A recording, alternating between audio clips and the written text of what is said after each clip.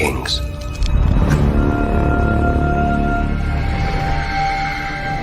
Fire.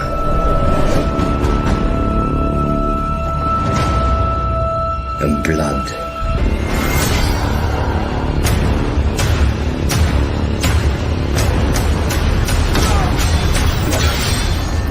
Dreams didn't make us kings.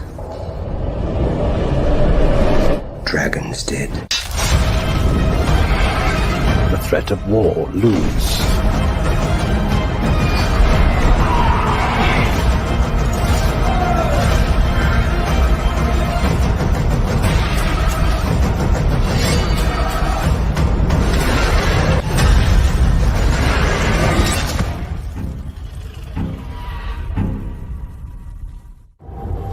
There is no war so hateful as a war between kin. I mean to fight this war and win it. I will not be thought weak. I wish to spill blood.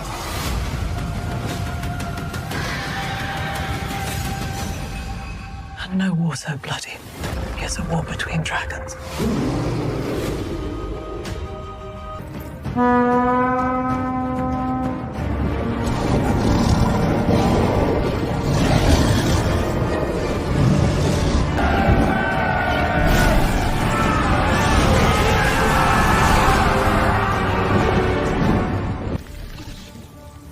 Bombas, Vega, sí, el Daor.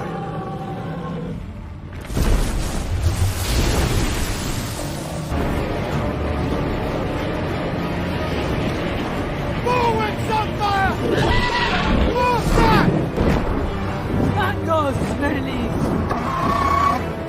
Dracarys!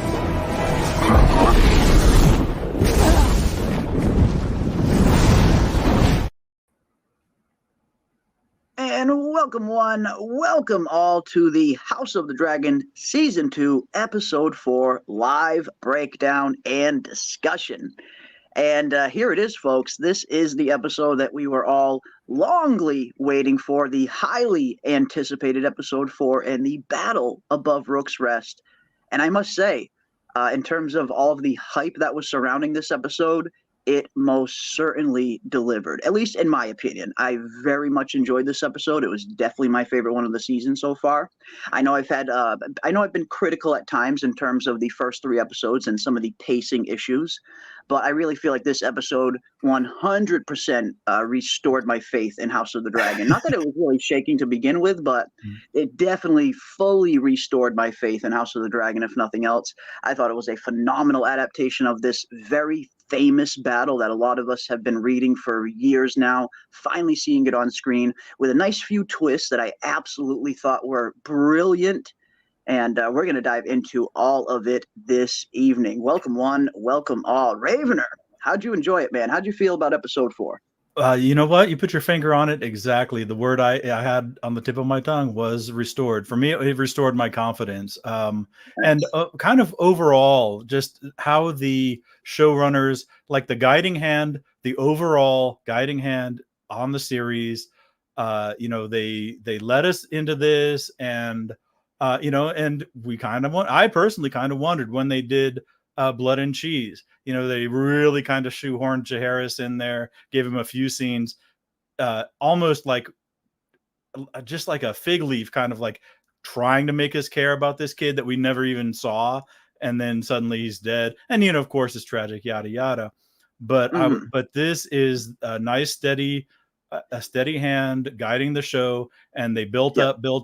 They gave I apologize for missing last week. Because they really gave Rhaenys some banging scenes last week, but thankfully they did it in the episode prior to this one. They really gave her, they made her a little different, not significantly different, but they really gave her some quality scenes with some quality punchy lines, and really and kind of, and not only that, but they showed how she influenced Rhaenyra, and her nice, steady wisdom, experience, like everything she brought to the table was really brought into play. Diplomacy.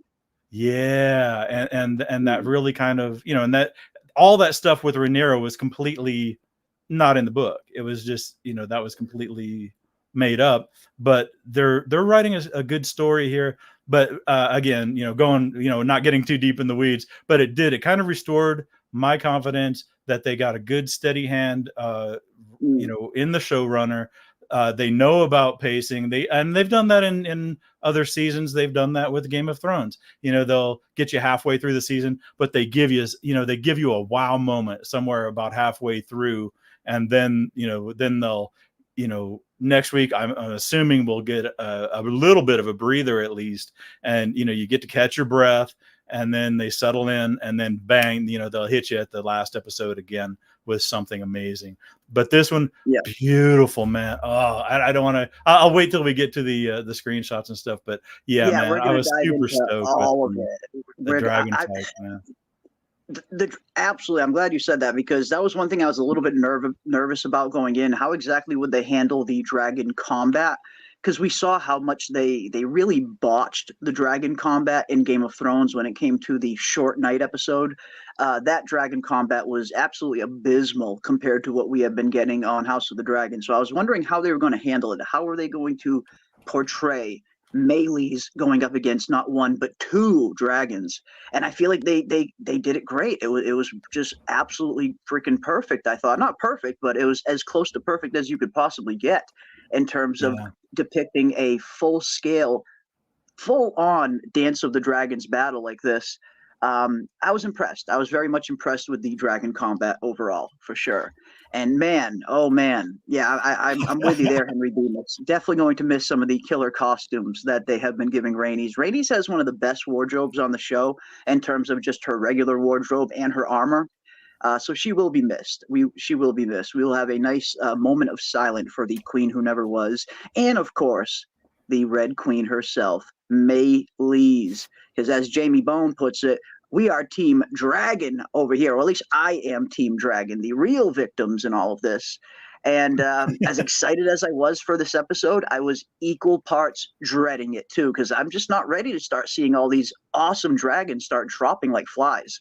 And we got a lot of dragon damage in this episode in particular. Oh my God. Yes, I know.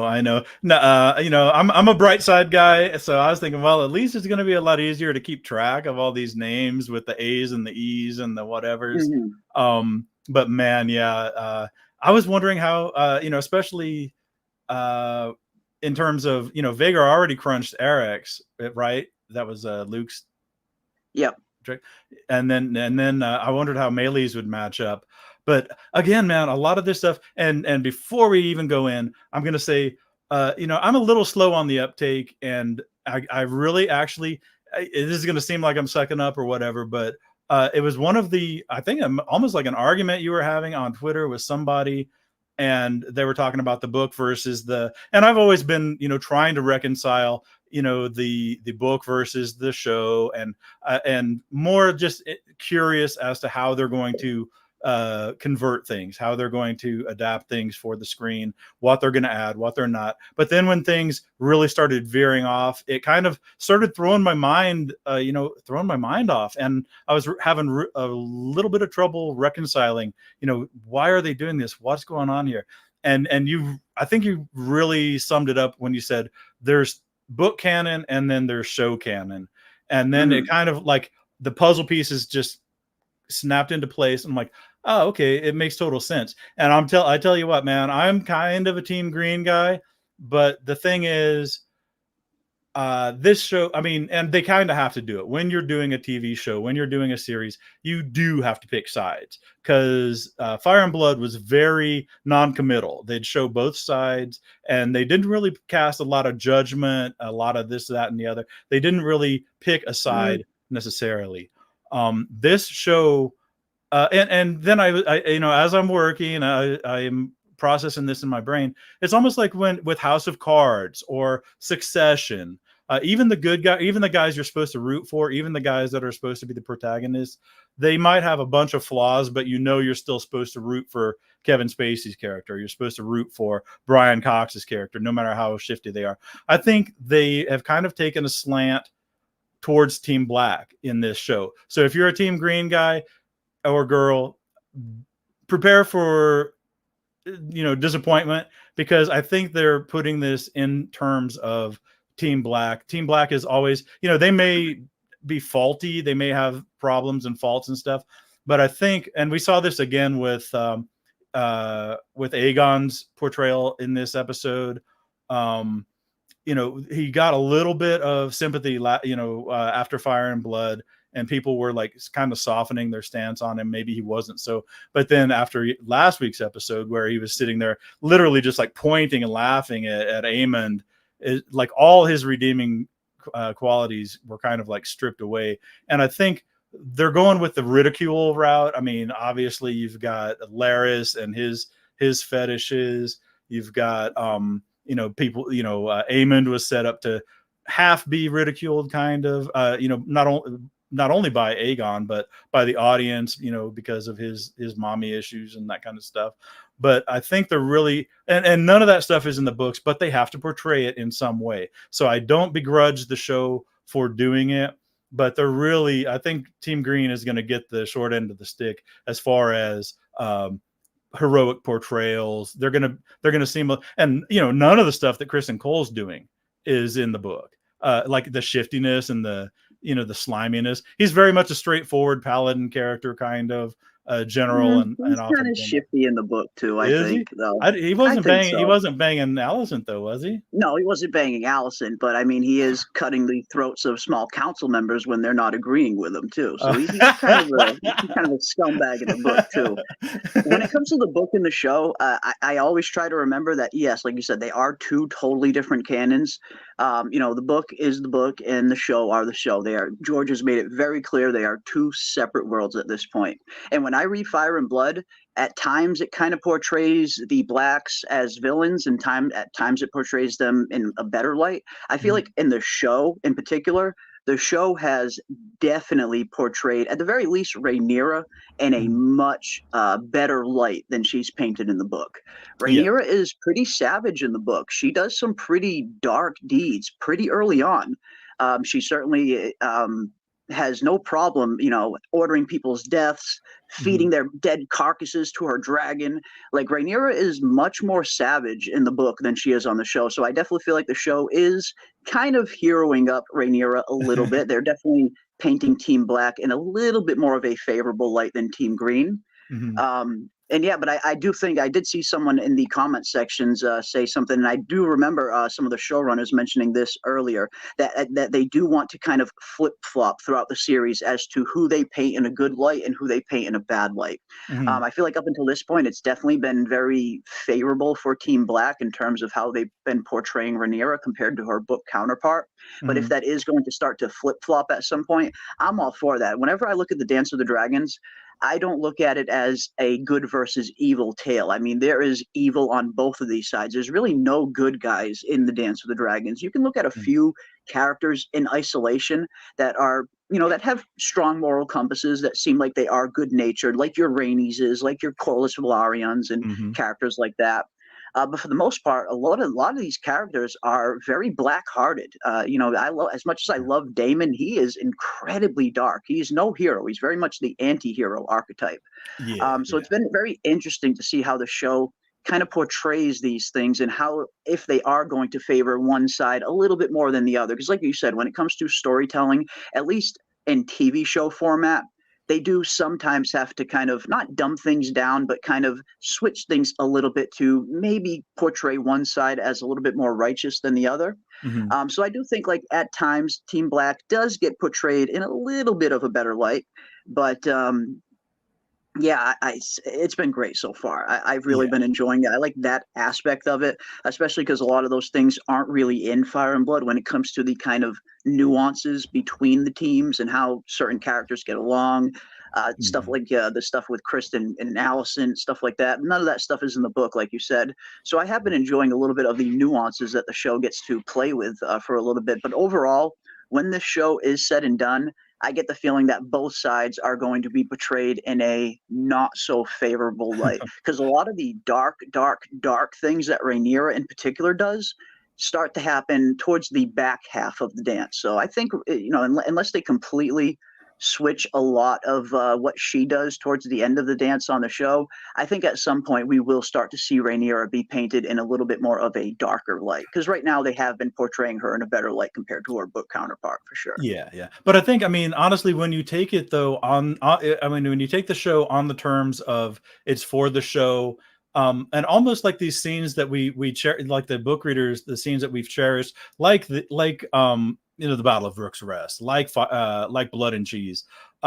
These are almost to me like my entire like mindset has changed to the point where I'm almost like those are almost like Easter eggs. Like this is an entirely separate series with all the same characters, but they're not really doing. I mean, none of this stuff was a very little of the dialogue and the character development that we're seeing in the series was in the books. But now I can say, okay, well, if we get awesome Rooks Rest, the Burning Mill.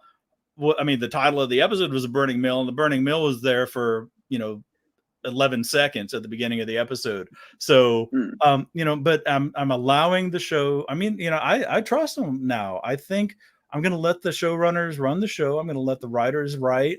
And I still have, I was a little critical early on in the season, but that's just because I want this to be something great. And I mean, I'm not even like a fanboy or anything. I'm probably less, I'm interested, but not as invested as like you are, for example, or maybe Kayla with her, like the level of expertise and stuff. But I want to have that. I want it to be legendary. I want this to be one of those all-time great things. What the original Game of Thrones could have been. I really want it to be something phenomenal and something to go down in all time. And right now I can't, I mean, we did 8 or 10 episodes of Shogun, and I feel like they fumbled the ball on the 1 yard line, but it was an awesome show all the way through. And even at the, and I definitely understand if I'm not in the majority of the people as far as how the ending of that one was taken. But I think this one still has a lot of wind in the sails. I have sky high optimism for how they're going to handle it. I really just want to, I just want to see it. But let's, want to say hi to the chat and then jump into the episode. I could talk all freaking night about this one, man. I'm stoked. I know. But let's dive into the awesome chat and see who is joining us here this evening. And of course, throughout the night, we want to know, what did you guys think about episode 4? What did you like about it? What did you not like about it? We want to hear you guys sound off in the chat. Definitely let us know throughout the night what parts you guys were feeling and what parts maybe you thought could have been handled a little bit differently. We want to hear from everybody, and all opinions are welcome. We got American Dragon Rider in the house. What is up, American Dragon Rider? Battle of Rooks Rest was very awesome and sad. I've read the book, so I knew what was going to happen. Melee's fought well, very honorably, and Rhaenys too. Both will be missed. Team Black all the way. Awesome stuff. Yeah, and we're definitely going to dive into all things Rhaenys, Aemond, Aegon, Melee's, Sunfire, Vhagar. It was there was a lot going on there. We got a really good adaptation of the Battle of Rooks Rest and some added nuances that weren't even in the book that I actually really enjoyed. So we're going to dive into all of that. We got Ando in the house as well. What is up, Ando? Good to see you, my friend. Welcome. We got Zachary Welch in the building as well. What is up, Zachary Welch? Hail, everyone, and what an amazing but sad episode. Absolutely, and that's kind of where I was at. Well, it was phenomenally done. And first and foremost, I just want to give a huge thank you and props to both the director of episode 4, Alan Taylor, phenomenal veteran director of Game of Thrones. He directed some of Game of Thrones' most famous episodes. Actually, Alan Taylor probably directed what could be considered the most famous episode of Game of Thrones ever, in terms of season 1, episode 9, Baelor, the episode where Ned Stark loses his head. That was the director for this episode as well. So I'm so glad they got Alan Taylor to join the cast and crew in season 2. I feel like he is going to be a very much welcomed asset to the team. And after seeing how well that he handled the Battle of Rooks Rest, if I was HBO and if I was Ryan Condal, I would 100% have Alan Taylor be handling all of my major battle episodes, because he has proven time and time again that he can rise to the occasion in these kinds of episodes. So big shout out to Alan Taylor, and also big shout out to Ramin Dajwani, the composer for House of the Dragon and the composer for Game of Thrones. In my opinion, he's the best composer that is working in show business today. The guy is an absolute genius when he comes up with these just beautiful, absolutely beautiful scores that we hear in some of these episodes. Some of the best music I've ever seen in any fantasy show or any show, period. So I wanted to give a big shout out to both of them. The director and the composer killed it in this episode. Absolutely killed it. I also want to give a shout out to Kiwi Skirt as well, one of our awesome resident mods here. Kiwi has been so awesome and generous. Every single week we have been streaming the new episodes of House of the Dragon live directly in our Discord, and I very much appreciate you, Kiwi, for hosting those events every week. I will be in there every week hanging out with everybody as well, so if you guys are looking for a place to watch House of the Dragon, maybe with a group and discuss it amongst us, you guys are all more than welcome to hop in the Discord and join us for our House of the Dragon watch parties. So thank you again for that, Kiwi. She's been a great host. Yeah, she's been putting in the, she's punched a clock and put in the work. I mean, she's been with us for the longest time too. Yeah, Kiwi's awesome. Through show after show. So yeah, man, big ups to Kiwi. Absolutely, absolutely. We got Doc Hayes in the house. What is up, Doc Hayes? Vala Mogulis. Well, a well-met Valadohitis to you as well, my friend. Welcome, welcome, welcome. Got another Vala Mogulis in the house. What is up, World's Worst Entertainment? Good to see you as well, my friend. Welcome, welcome.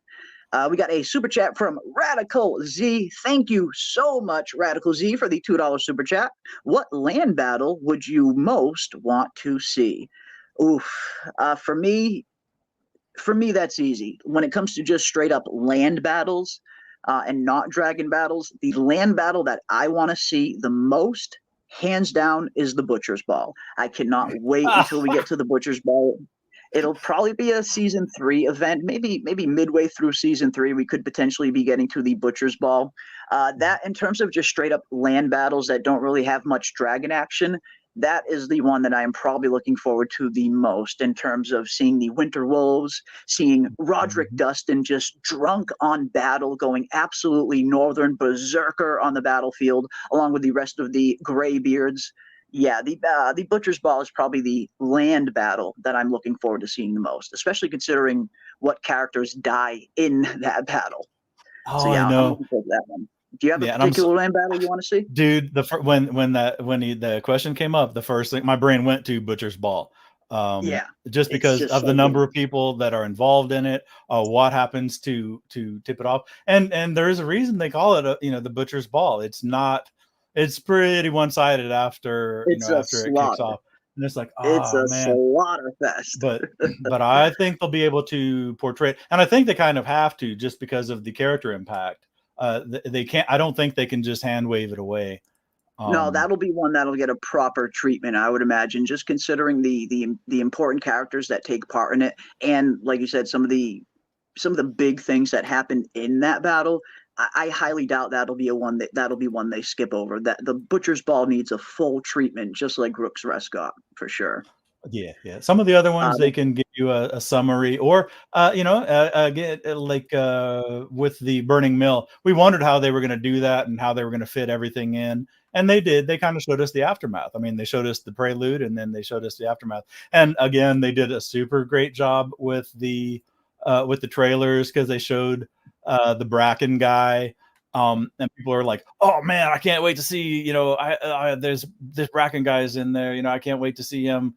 And he's in there for all of a scene, But that's the thing. We found out that wasn't even Benjicor Blackwood. Apparently, the character that we all thought was Benjicor turned out to be someone named Davos Blackwood, who certainly isn't even in the book. But we did get a mention of Benjicor Blackwood in this episode, actually, when Daemon is at Harrenhal and he's talking with William Blackwood, the older version of William Blackwood. He mentions my nephew Benjicor. So I've really enjoyed that. I thought, even though it was a really quick throwaway line, and it was happening right when Daemon was just kind of starting to come to from his weird little trippy time with Alice Rivers, but we did get a nice mention of Benjicor Blackwood. So hopefully we will get a proper introduction to him on the show, because it looks like the character everybody thought was Benjicor turned out to be someone named Davos Blackwood, according to the subtitles. Oh, okay. So they just put somebody in. Everybody was talking about Alice Rivers, but wasn't it like the Lord of the was it the Lord of the Blackwoods that got no, it was the Lord of the Brackens that got hit in the eye, right? Because that battle was completely different. I thought they played it completely different. Because whoever was supporting the Greens, they had in the book they had rallied their troops and were heading down, and then that was the Blackwoods, right? And then the Brackens caught them on the march and kind of wrecked them a little bit. No, And the way the Battle of the Burning Mill starts in the book is the Blackwoods fall upon the Brackens when they're encamped near the Battle of the Burning Mill, and the battle kind of starts there, and then it carries over into Stonehenge, where the Brackens try to retreat to Stonehenge, only to find out that Daemon has already taken it with Caraxes. Unfortunately, they couldn't do lost it that their way on the hometown. show. Yeah, they lost their own home. They couldn't do it that way in the show, unfortunately, because at this point Daemon was at Harrenhal. The thing with the Harrenhal stuff, Daemon takes Harrenhal in the book much earlier on. Like Daemon taking prior Harrenhal is to Fire and Blood, or Fire and Blood and Cheese. Yeah. It's one of the first things that happens. It happens super early on. So that does free up Daemon to eventually take part in Stonehenge when the Battle of the Burning Mill eventually comes around. But they have switched up some, the timeline of certain events here and there, which is to be expected. There are so many battles in the Dance of the Dragons. I mean, so many battles that it's just impossible for them to showcase every single one of them on screen. There's just too many. But I do think we will get all of the important and major ones. But Radical Z asks, where does the Butcher's Ball takes place in Westeros? The Butcher's Ball takes place in the Riverlands.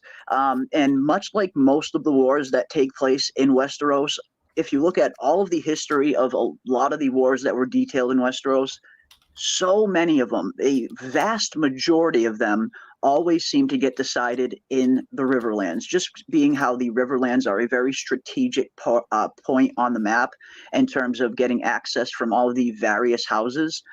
Having the Riverlands is the key to winning just about every war in the history of Westeros. Usually who holds the Riverlands has a good chance of winning the war. And most of the wars usually begin and end sometimes right there in those Riverlands. And we will see a lot of action. We're going to see a lot of action in the Riverlands when it comes to the Dance of the Dragons. But yeah, the Butcher's Ball will be taking place in the Riverlands, and I cannot wait to see that one. But yeah, we got a lot of stuff, a lot of battles to look forward to, and hopefully we'll see a good majority of them, but some of them they will unfortunately have to cut. But I'm expecting that. There's just too many to showcase them all. Let's see who else we got in the awesome chat. What is up, M? We got M in the house. Good evening, peeps. Wow, good episode. It really was.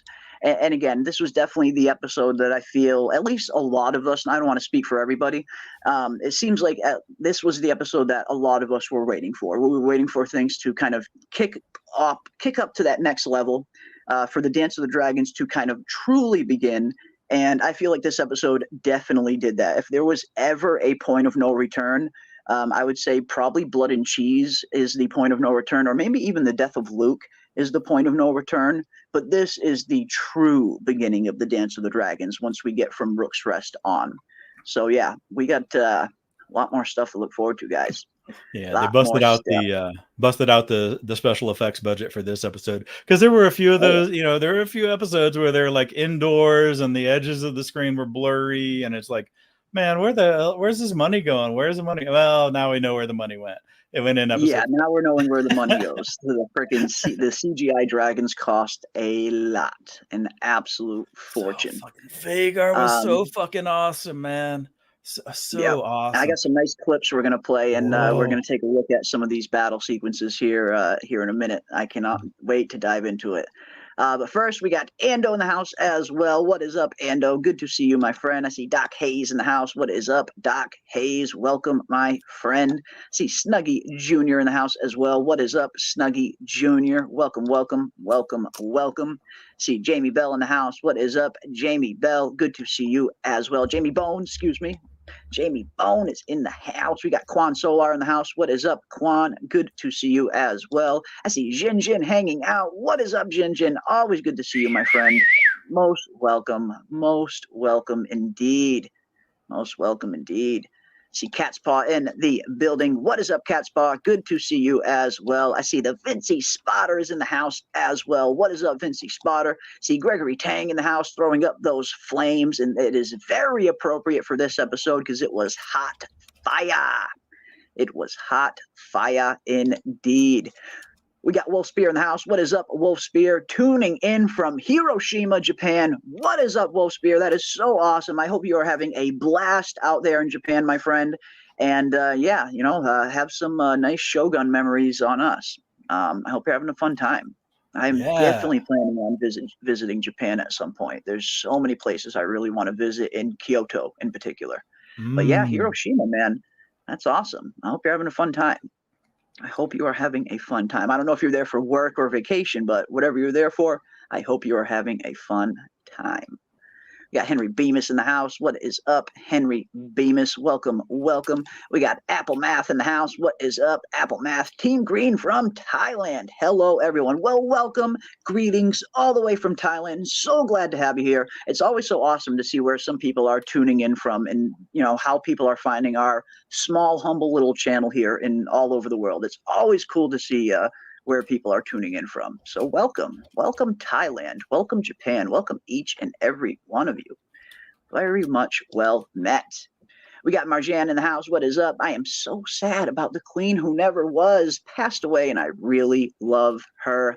And I mean, Rhaenys was phenomenal in this episode, and Melee's as well. I feel like we definitely want to give the dragons their due. You guys know me, I am very much Team Dragon. They are the real victims of the Dance with the Dragons, in my opinion. But yes, you got to give Rhaenys her crew, her props. She went out like a true dragon rider, and no one can take that away from her. No one can take that away from her. We got Zeke for Bleak in the house. What is up, Zeke? Good to see you as well, my friend. We got BB in the house. What is up, BB? Is it wrong for me to start liking Aemond now? He's focused, war-minded, takes advantages of opportunities with a desire to be the best. Gotta respect it. And honestly, I always appreciate good acting. Whenever I see an actor that is just really good in a role, I always have an appreciation for him. I might not be rooting for Aemond in particular, but just seeing how well Ewan Mitchell is in the role of Aemond, I love seeing him on screen. I love seeing Aemond scenes. I feel like he has a very commanding screen presence. And like you said, he's war-minded, he's focused, he's always got his mind on the ball. So yeah, I mean, I might not be rooting for Aemond to win, but I very much appreciate Ewan Mitchell's performance as Aemond. He's been phenomenal. Probably one of the best castings on the entire show. Yeah, I tell you what, man, he's actually probably one of my favorites. And being a Team Green guy, that's part of what it is. He is like the Team Green version of Daemon, essentially. Yeah. And they did a little bit of the ridicule stuff with him, but it doesn't affect me. And I'm right there with you, BB. I think he's awesome. Some of the stuff he did in this episode, again, not in the book, but it was like, when he paused, when he saw Sunfire flying over and he delayed his launch, I was like, ooh, now it's kind of, I loved it.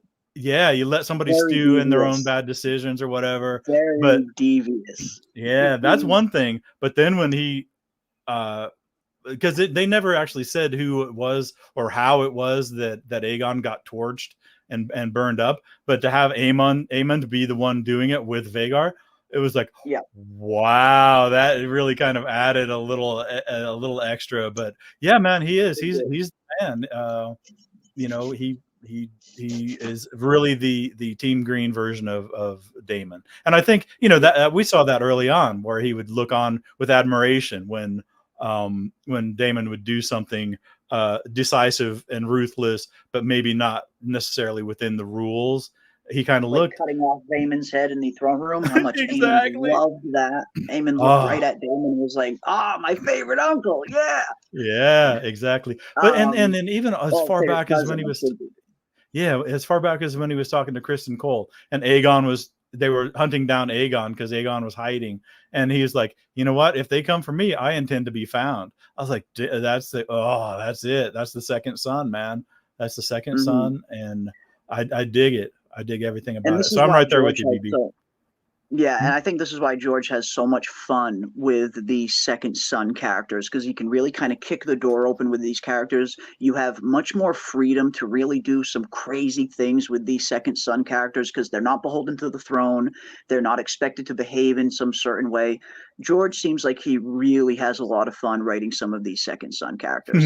And yes, April May, you bring up a very good point. Eamon went full dark and evil. When he left the brothel, he was choosing evil in his rage and shame.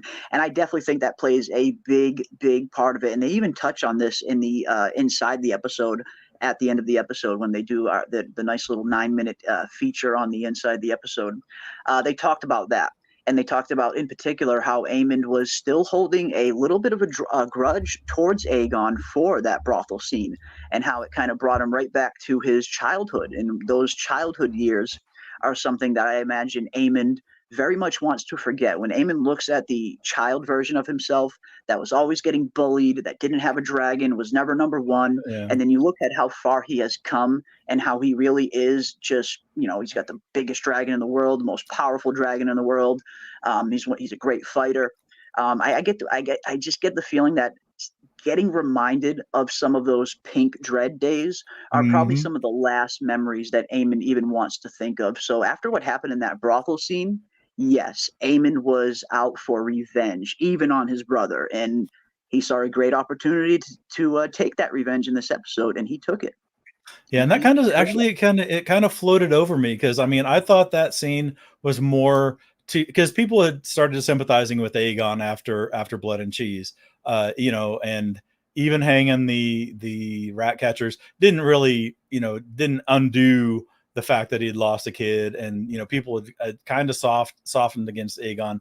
So that's why I felt like in this one when or in last episode when he in the brothel scene where he was just like, really just like a child, like the literal pointing and laughing and tee-heeing and stuff. And you could write it off as him being drunk or whatever and showing off in front of his buddies. But to me, it was like, okay, they were just dickifying Aegon, but I didn't really let it register what it was going to do to Aemond. I mean, yes, Aemond was the butt of the joke and whatever, and he did walk out, and had to pretend like it didn't bug him. But now we're seeing it really come home to roost, where it brought up all that trauma and all that baggage from his childhood all the way through. Because it's one thing to be mad about somebody making fun of you and be like, well, fuck that guy, when he's flying over with Sunfire, like, what, yeah, I'll let him fight Melees by himself, for a little Yeah, bit, and then he's an but boy, opportunist. yeah, That, but that's boy, that's Aemond torching at the him, end of the day. You know, yeah, he that's the saw an other thing. opportunity and took it. It wasn't originally in his plan, because that was one thing I saw a few people discussing as to whether or not that this was Aemon's plan the whole time, that he was hoping Aegon would show up in the battlefield. And I didn't really get that gist at all, especially considering how mad Aemon looked when Aegon did show up.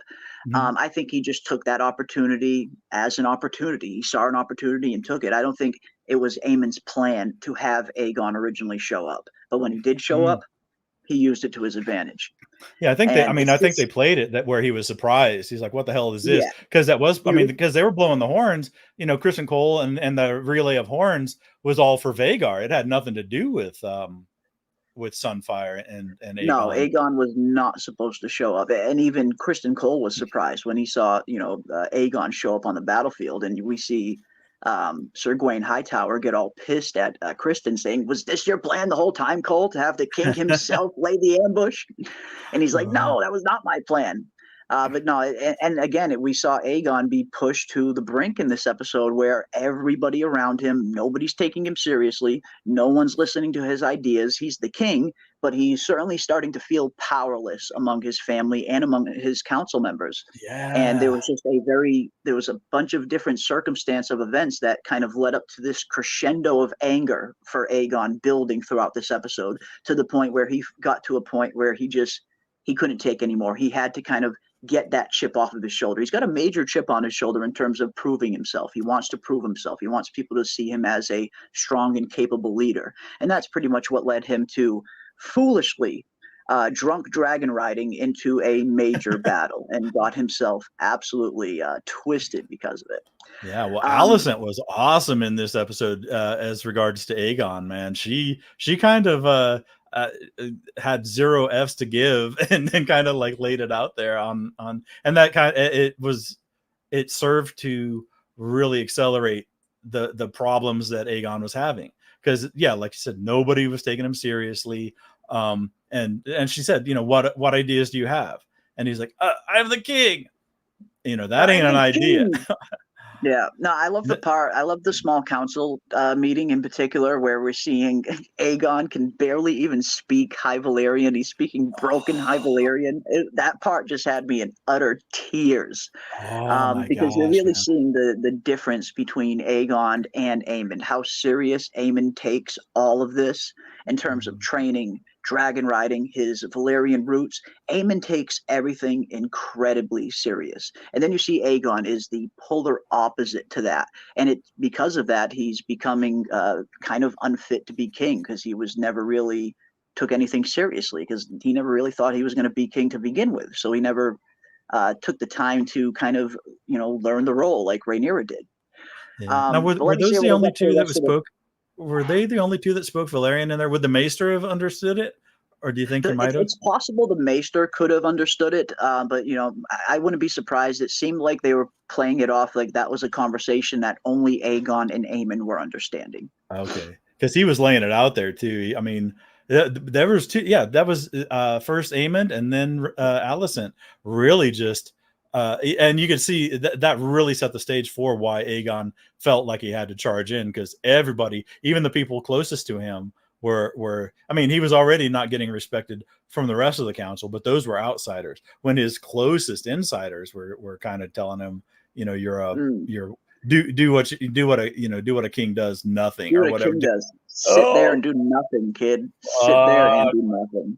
I'm sorry, I keep getting distracted. No, it's all right. Yeah, I'm going to breeze through this. We'll say what I want to say. What is up to the rest of the chat, and then we will dive into this proper, because I got some clips we're going to play, and I definitely want to hear from you guys in the chat. What scenes stood out to you guys in particular?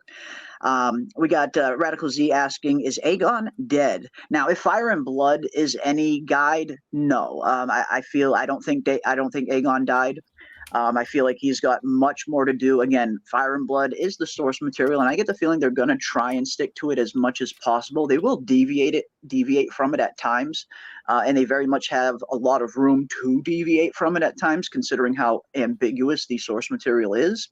But no, I would be incredibly surprised if Aegon is dead. He's got more to do. He's got a lot more to do. We got Pyridon in the house. What is up, Pyridonion? I'm horrible with fucking names. I am horrible with names. We got Bernie in the house. What is up, Bernie? Good to see you as well, my friend. Welcome, welcome. We got Incognito in the building. What is up, Incognito? Got Tim Johnson. What is up, Tim Johnson? Welcome, welcome, welcome, welcome. See Jess in the house as well. What is up, Jess? I see Misty hanging out with us. What is up, Misty? Welcome one, welcome all. So glad each and every one of you are here, and thank you for joining us this evening, taking some time out of your busy Mondays to come and hang out with us for a little bit. I very much appreciate it. We got Legion X in the house. What is up, Legion X? Good to see you, my friend. We got Warlock in the house. What is up, Warlock? I see Justin in the building as well. Attack melees. I know, that was so good. So freaking good. Attack melees. We're gonna dive into that first. So intense when Melees looked at Rhaenys as she died, showed how deep their bond is. Yes, in terms of how incredibly deep a dragon bond is from rider to dragon, Rhaenys and Melees have been bonded to each other longer than anybody else currently on the show. When you look at all of the current dragon riders, no one has been bonded to their dragon as long as Rhaenys has been bonded to Melees. And yes, you can really see that bond in full effect in this episode in particular, both during the battle and in those kind of little scenes in between, like you mentioned there, with the shots of Melees kind of looking back at Rhaenys. They are very much in sync. very much in sync, and it's good to see that. Again, Rhaenys is an awesome character. Rhaenys is she's the true blood of the dragon, Oh, and I feel like absolutely. she definitely proved that. Yeah, and even little like sidelines and stuff, like how she was a little bit not even complaining, but just mentioning how she was kind of holding the blockade on her own with Melee's, in support of Corlys and stuff. And getting a little bit tired. She's going out day after day doing it on her own. I kind of dug that, man, and she was such a strong character, such a great, and they could have done a lot. I mean, they could have botched that in a lot of different ways. And being the queen that never was, they could have made her more resentful. And of course, it has to burn. It has to sting. It has to be, it never too far from your thoughts. If that situation that had happened to, it can never have been too far outside of her thoughts. At pretty much all times, whenever she had to deal with anything involving the crown, that has to be in the back of her mind that it was her crown. But man, such a great character. Eve Best. It's such a it is Eve Best, right?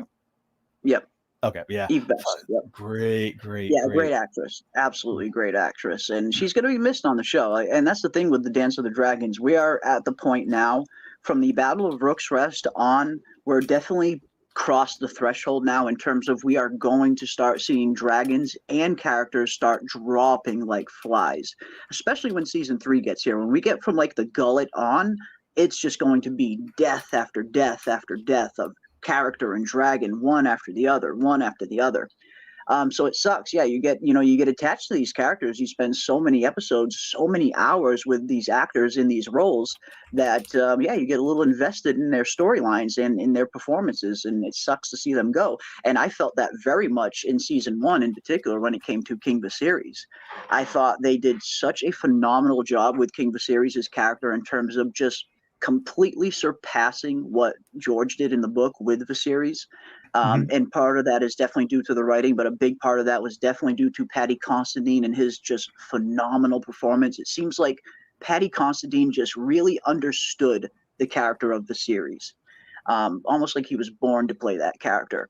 So yeah, you hate to see some of these characters go after a little while because you start to get invested in their storylines for sure. And I agree with this, Football Infinity. What is up, guys? 2 things. Sunfire's weak as hell, and how the hell does Vhagar get how the hell does Vhagar's big ass get 2 sneaky kills? That was the first thing that went through my mind as well. I'm like, wow, 2 kills Vhagar has gotten so far, and both kills have been sneaky as fuck, man. Yeah. So sneaky these kills have been. First, you got Vhagar creeping up on little Luke in the cover of a storm, and next thing you know, you got Vhagar just lying in wait, creeping behind Castle Staunton, just waiting for Rhaenys and Meleys to fly by, and boom, snatched them right up. Yeah, Vhagar might be very big and might be very clumsy, but you put Vhagar in the right place at the right time, she's capable of some pretty savage ambushes, as we have seen. So I definitely caught that as well, Football Infinity. Fucking Vhagar's sneaky. Yeah, some of those, man, those scenes, those silhouette scenes where he's just and the wings are so huge, and it's just like slowly shoosh, shoosh, and you're like, wow, man, and how they compared size wise and stuff, and yeah, where does he come from? Just out of the blue and stuff. Chomping. It had to be timed so right, like, because we know Vhagar can't just push off the ground and get to speed that fast. Vhagar is way too big, way too heavy. She just can't get off the ground that quick. So in order for Vhagar to make that ambush the way that she did, Aemon had to have timed it perfectly. Castle Staunton is on the side of a cliff face, as we saw in the episode. There's a cliff face right there. So Aemon just must have had to time it perfectly in terms of coming around that cliff face and around the side of the castle just as Meleys was getting ready to cross over it. Perfect timing. There's no other way that happens unless it's perfectly timed. Yeah. When she turned Meleys around and she was actually like skimming the water, I was like, what the heck? And sure enough, but I mean, yeah, that spoke to her experience, just kind of hugging the ground and that kind of stuff. And the thing is, I mean, you got to realize, I'm acting like it's a foregone conclusion, but I guess if you're on top of something, you can't see below. The dragon can see below itself, but you can't. If you're on a dragon like Vhagar, that's incredibly freaking massive. Like Vhagar's just too big. There's not much ground that Aemon would be able to see visually from the mounted position on Vhagar. Vhagar's just way Right. too big. A dragon Yeah. like Melee's, Rhaenys could probably see around her a little bit better. But yeah, you got the wingspan there that's covering your field of view. You got these big ass dragons that are covering your field of view. The depth of perception, the view, must be highly hindered when it comes to dragon combat. Yeah. I was wondering about Rhaenys's helmet, because I was like, hold up, she's got a helmet on, but it doesn't cover her hair and it doesn't cover anything. Yeah, It was almost just like a It's more like a headband than a helmet. It's a metal headband. Like, why is her hair not like that? But it's still, honestly, it's still better than I don't like Daemon's helmet. It looks, the nasal part is too big.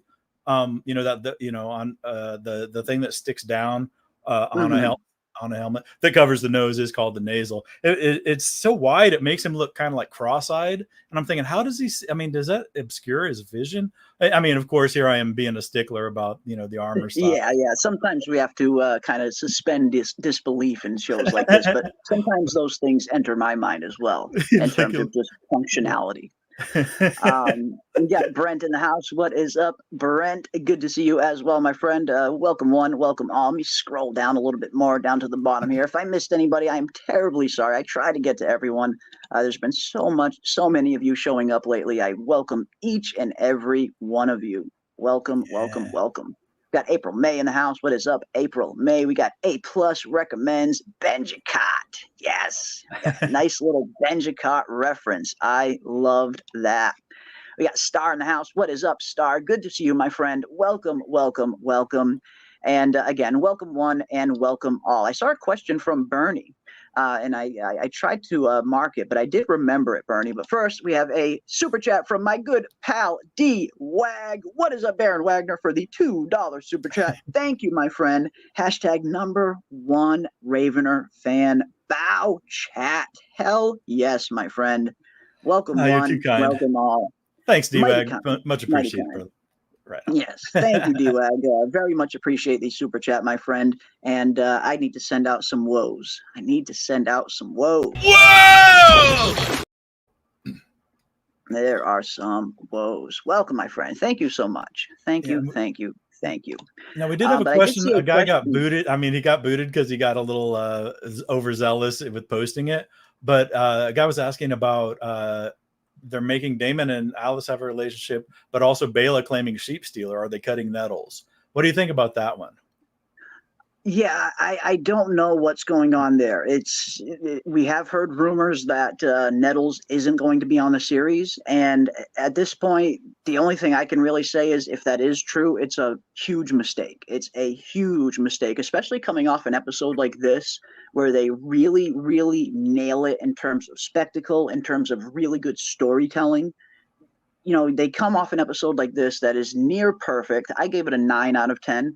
It's very hard for me to give out a 10 out of 10. Something needs to be like really, really crazy for me to give it a 10 out of 10. Mm-hmm. But I definitely give this episode a 9 out of 10. And then you think of this episode and how well it was, and then the thought of them not including Nettles, it's just polar opposite in terms of the quality we get in this episode and just the idea of Nettles not being on the show. She's so important to the story that if Nettles isn't on the show, just me personally, I think that is a huge mistake. And especially coming off an episode where this one really started to restore my faith in House of the Dragon a little bit more. Not that I lost faith in the show entirely, but I definitely had some problems in terms of pacing within the first 3 episodes. But this episode, again, this was everything that I hoped it would be. I was going into it. I wasn't quite sure how Rook's Rest would play out. It's, we know what happens in the book, but the book is very ambiguous. And in terms of, like you said, how exactly Aegon gets burnt, how exactly Rhaenys gets burnt, none of that is really described in the books.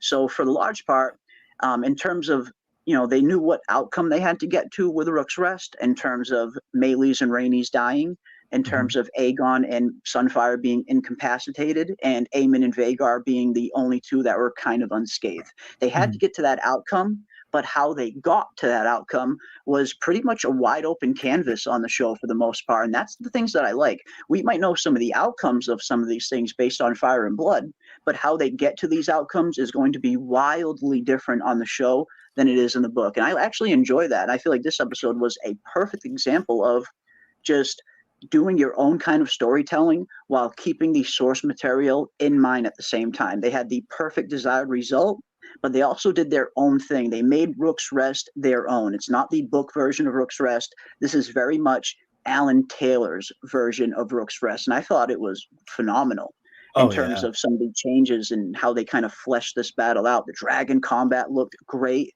absolutely night and day difference compared to the dragon combat we got in Game of Thrones at the end of the series, in terms of the short night between the Night King and Jon Snow and Dany up there fighting in the snow, and the just poor lighting.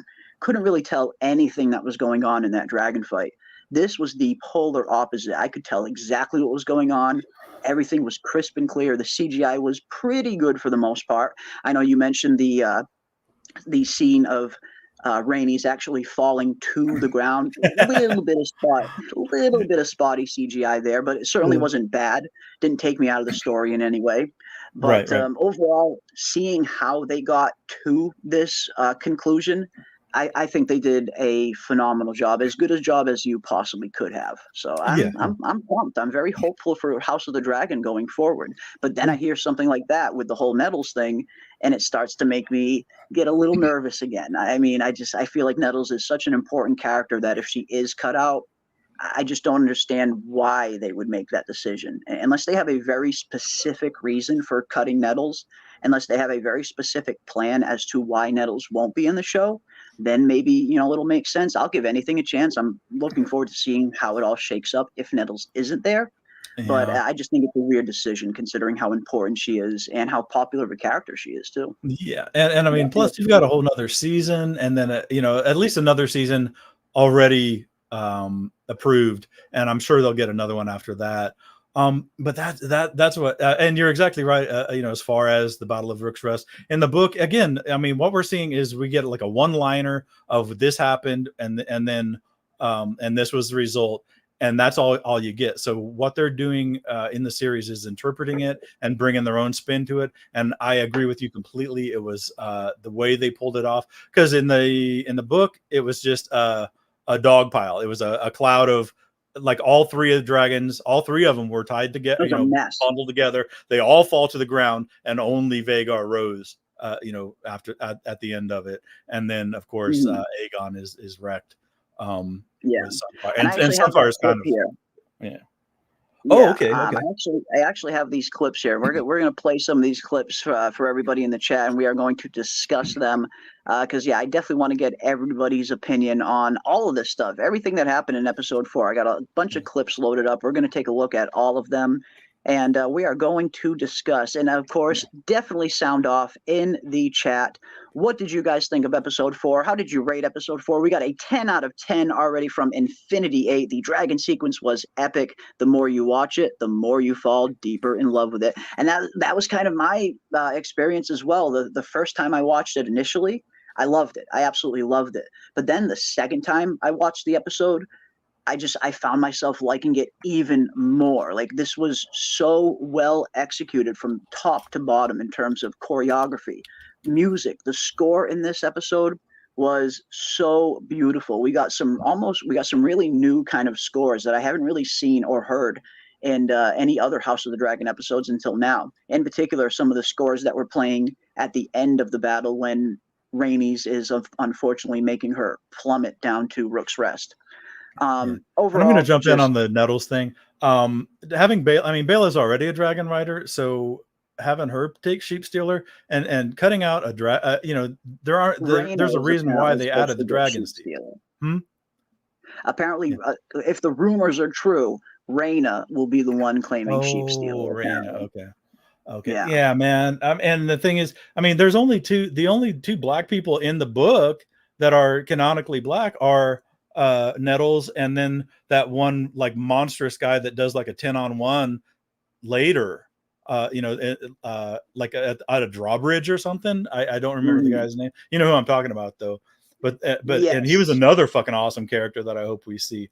But man, you can't cut out a dragon seed. I'm sorry. It's not Not allowed. I'm gonna put my foot down. George, They can. get I on mean, this. it's just a weird decision if they do. Again, I think Nettles is a very important character, so them cutting her and giving aspects of her story to other characters, Mhm. it's just a weird decision. It's just a very weird decision, in my opinion, personally. But yeah, who knows? Who knows what will happen? I guess we'll have to see if they have some kind of plan for all of this to shake out. And I'm still waiting and hoping to get a little bit more confirmation in terms of what happened to Laenor.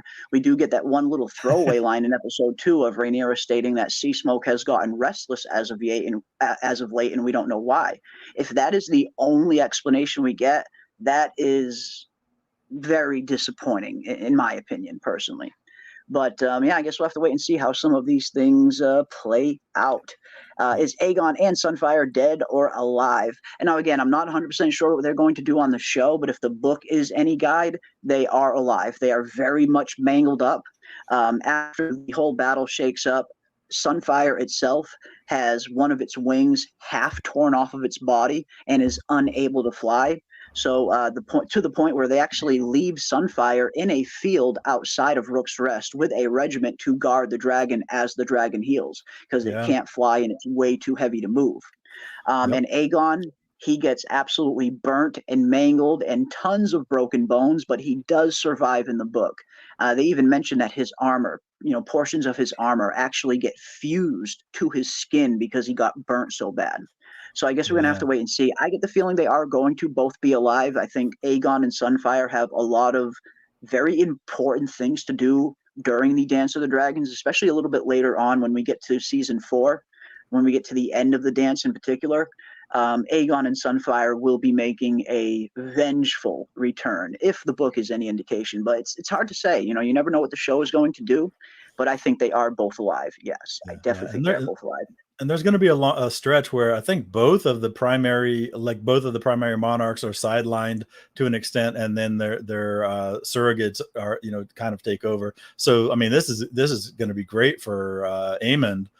He'll get to step in, Yes, and should be to interesting. the role he always wanted. But yeah, I mean, what we were left with, the charred ash or whatever, and yeah, Sunfire did not look good, laying on the bot, laying Yeah, there. Sunfire's mangled, and I'm going to actually play that clip. We're going to take a look at that epic scene because there's a lot going on there that I definitely want to discuss, and I definitely want to get everybody's opinion on the chat as well. But first, we got some gifted memberships from Wolf Spear. Thank you so much, Wolf Spear, for the gift of 5 memberships. 1, 2, 3, 4. 5 memberships. Thank you so much, my friend. That is very much appreciated. And you guys know what that means. A woe is coming Wolf Spear's way. Thank you, my. Whoa! Woe indeed. A woe indeed. Oh, the boss music when Rhaenys turns back is so epic. I felt like a hero. It really did. It was just phenomenal music, wasn't it, Jess? I absolutely loved it. This was one of those episodes where I was like shouting at the TV and sometimes. And an episode has to really be compelling in order for me to get very vocal when I'm watching it alone by myself at night. But this episode did it. I mean, I was very much engaged. I was very invested in this story and seeing how these things were going to play out. And yes, I feel like the music was a very big part of that. The score was just absolutely phenomenal in this episode. So good music. They always Exactly have good right. music, but Yeah, this one in particular was really good. Because she was free. I mean, she could have escaped. Maelys was fast enough to get away from Vhagar, and she could have kept going if she wanted to. She made that. She did that. I mean, the physical, the look on her face, and then that resolve, and that she just kind of like resolved to fight and resolved to get it over with, and then Maelys attack. There, and we knew. Yeah, beautifully done. And you're exactly right. I didn't feel like the music like overwhelmed it either. It really was just so complimentary to the moment. Yeah, he just phenomenal. I mean, these shows always have some of the best music in the world. And again, Ramin, he's one of the best composers I've ever seen work in film. Like hands down, he's just so good. But yeah, let's take a look at some of these scenes. and we will discuss them amongst all of us. And again, definitely want to hear what you guys have to say. Let's start with this scene, the very controversial scene of Aemond taking an opportunity into his own hands.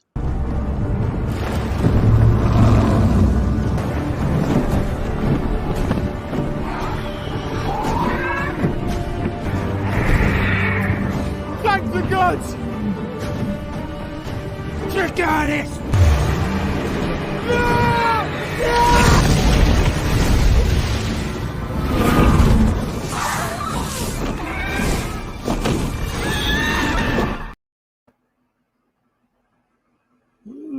Oof, oof, oof, oof.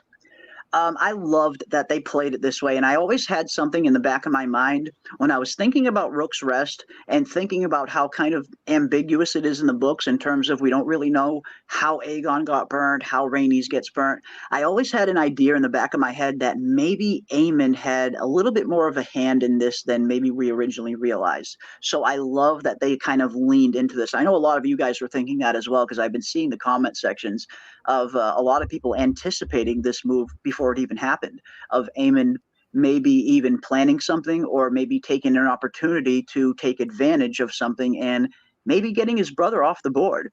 And it looks like that's exactly what we saw here in this episode. Now, I love how it starts off, where we see Aemond kind of lying in wait. And he's sitting there, you know, he's waiting for his signal. He's waiting to hear the horn so he can kind of take off. And all of a sudden, he sees his brother fly overhead, which deeply angers Aemond, of course, because this was not part of the plan. Aegon was not supposed to show up.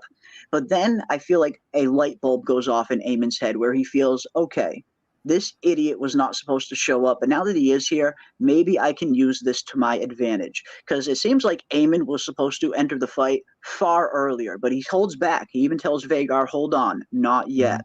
So Aemond was very much lying back in wait, and he wanted to see exactly how Aegon versus Rhaenys was going to go. And I get the feeling a good portion of Aemond here was probably hoping that Rhaenys would take out Aegon for him.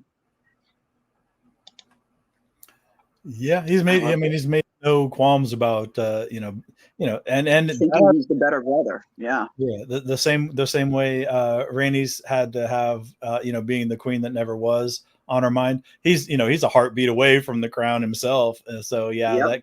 Especially now that Aegon has no heir, with Jaehaerys dead and Maelor not even existing on the show.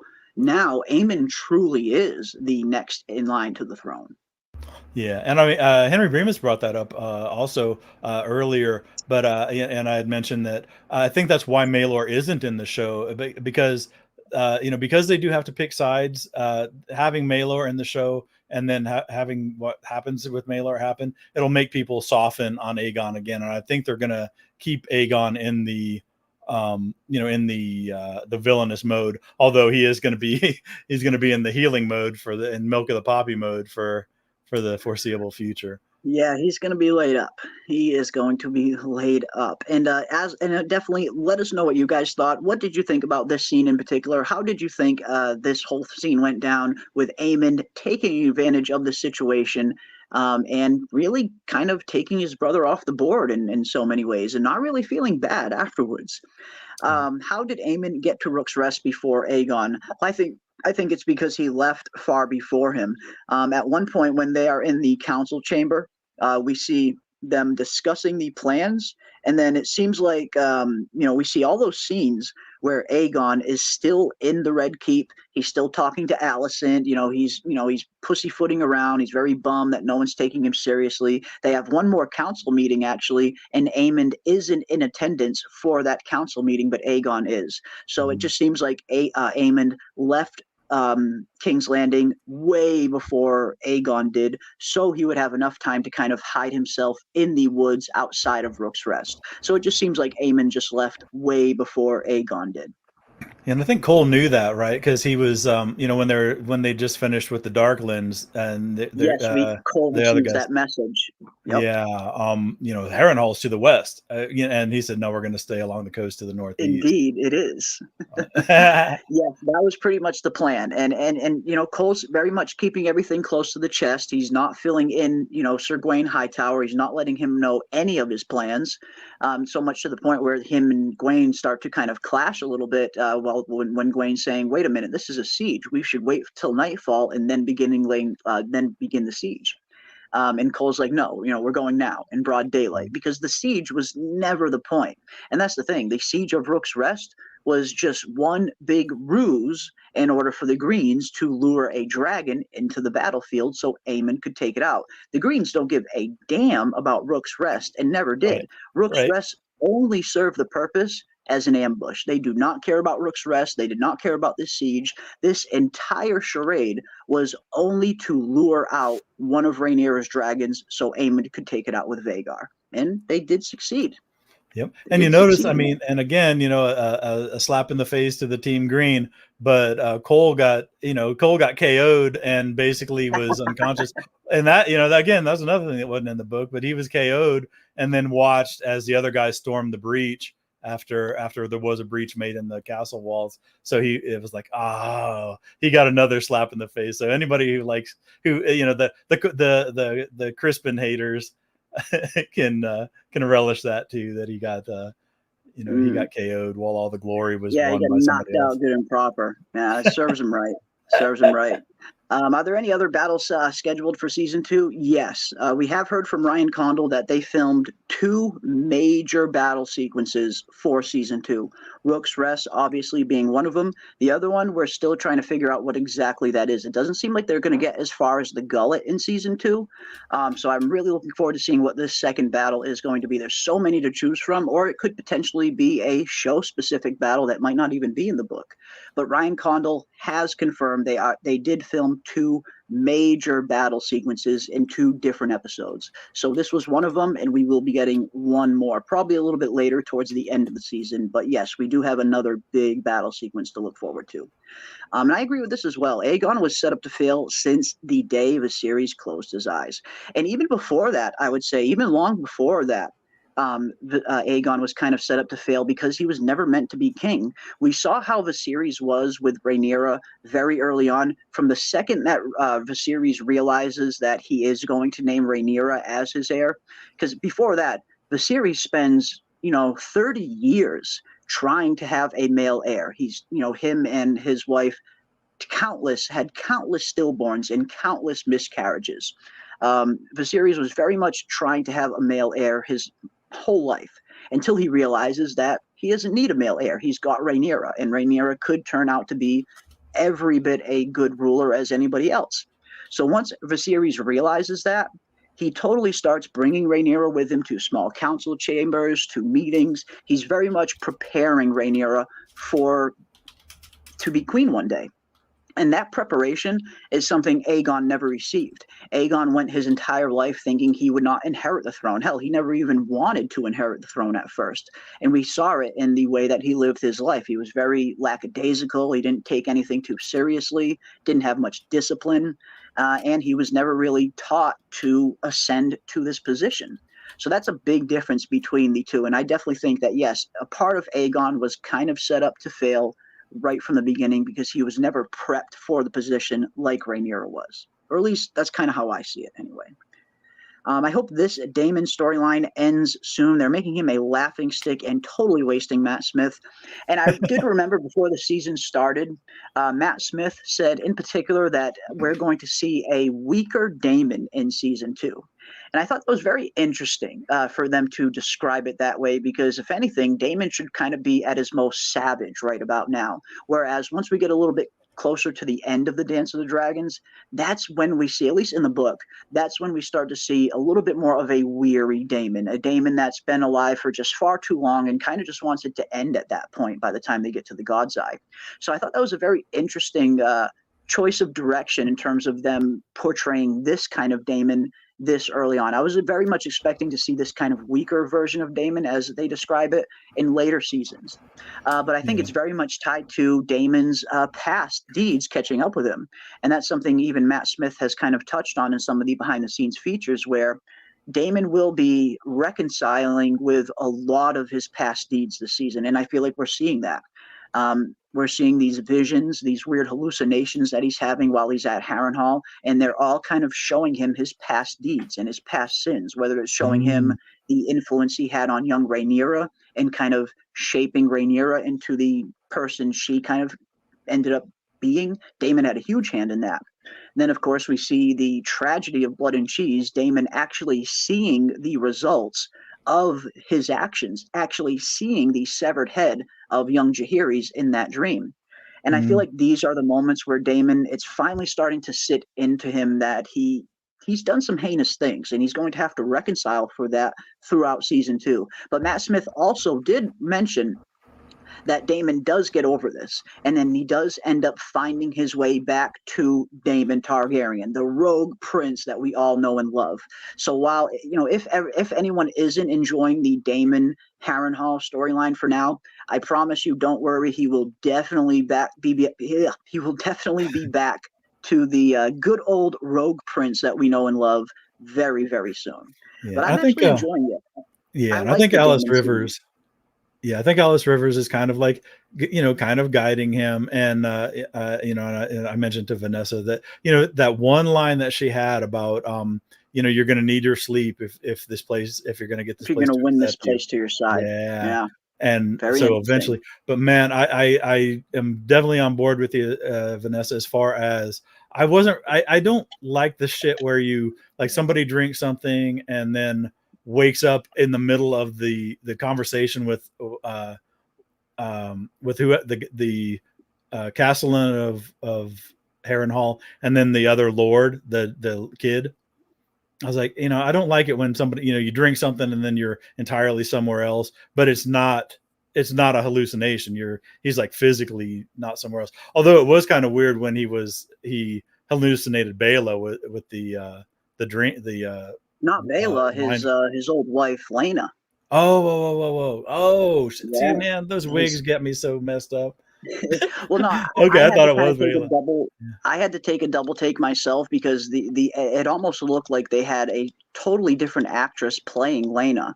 But Betrayed King filled me in on that. Apparently, she just recently had a child, so maybe that's why she looks a little bit different. She does look a little bit thicker here than she was in House of the Dragon season 1.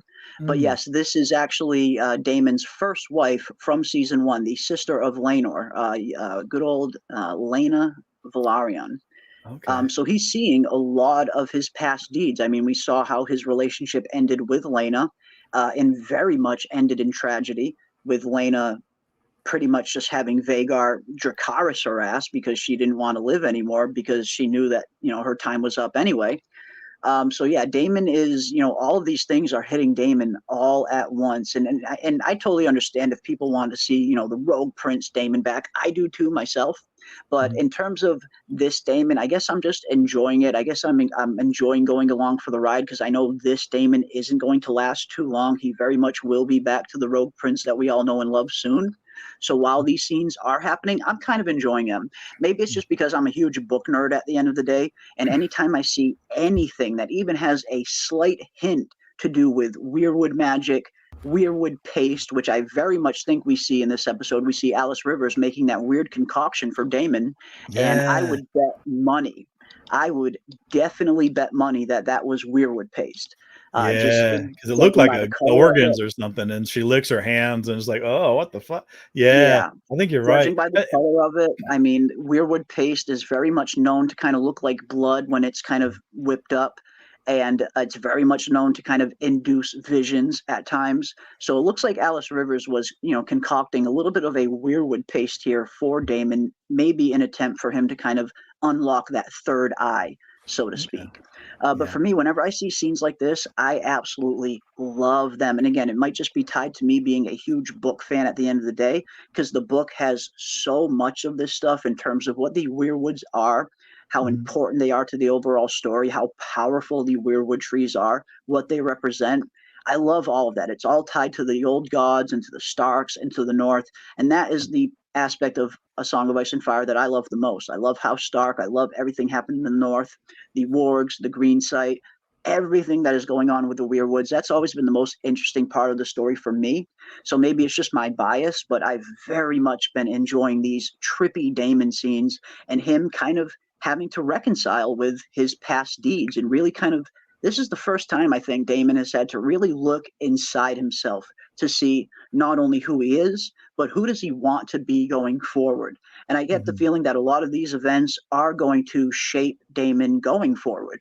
And I've been enjoying them. I've loved these Damon scenes, but I understand if not everybody likes them. That's totally cool. Okay. No, I get it, man. And the way you're laying it down makes a lot of sense. I was kind of I was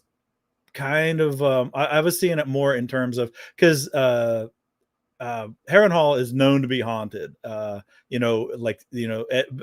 they gave Alice Rivers, a little exposition dump where she explained exactly how it all came to be haunted. That was so fucking awesome, because we've all wondered what exactly is going on with this freaking Harrenhal castle. Is it solely just cursed because Aegon burnt everybody, or is there a little bit more going on here? And I thought that was just an absolute great origin and backstory, to know that House Horror had to fell an entire Weirwood Grove to build Harrenhal on top of its freaking remains. Yeah, and your bed is made out of some of them too. Oh, shit.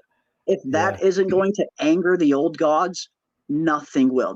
People need to remember, the old gods, they're not like the Seven. The old gods are old. They're vengeful. They are not the cute and cuddly gods that are going to, tuck you in at night. The old gods are very much capable of some savage deeds. And again, they are very vengeful.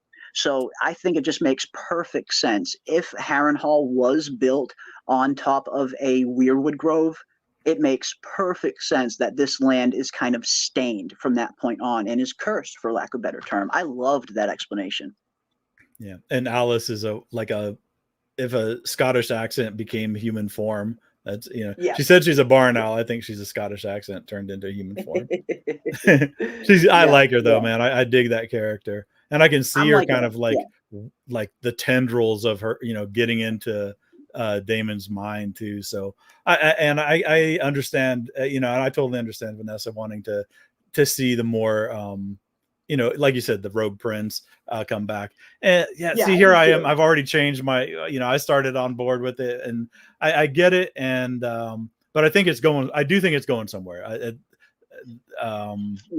I guess we just have to kind of, plus it was kind of a time filler because, this was the breath right before the huge fight tue. There was, there were a few things. Yeah, a few chess pieces being moved into place.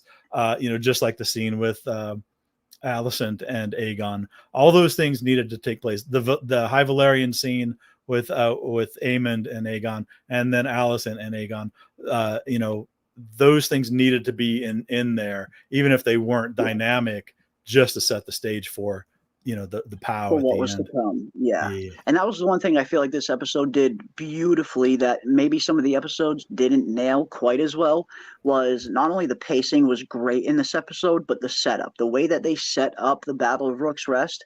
I thought it was set up beautifully in terms of having Aegon really questioning himself, wondering if nobody takes him seriously, and really kind of having that chip on his shoulder to prove himself, so much to the fact that it leads him to doing something incredibly rash while drunk nonetheless. And let that be a lesson to any future dragon riders. Do not drink and dragon ride in the future. It is not a good combo.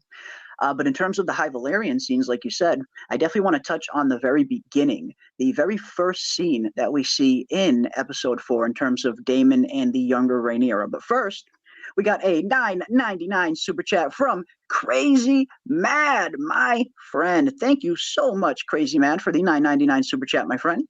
This show needs more mushroom. Also, I will take you down Abraxas. Ooh, that one's aimed at you, Ravener.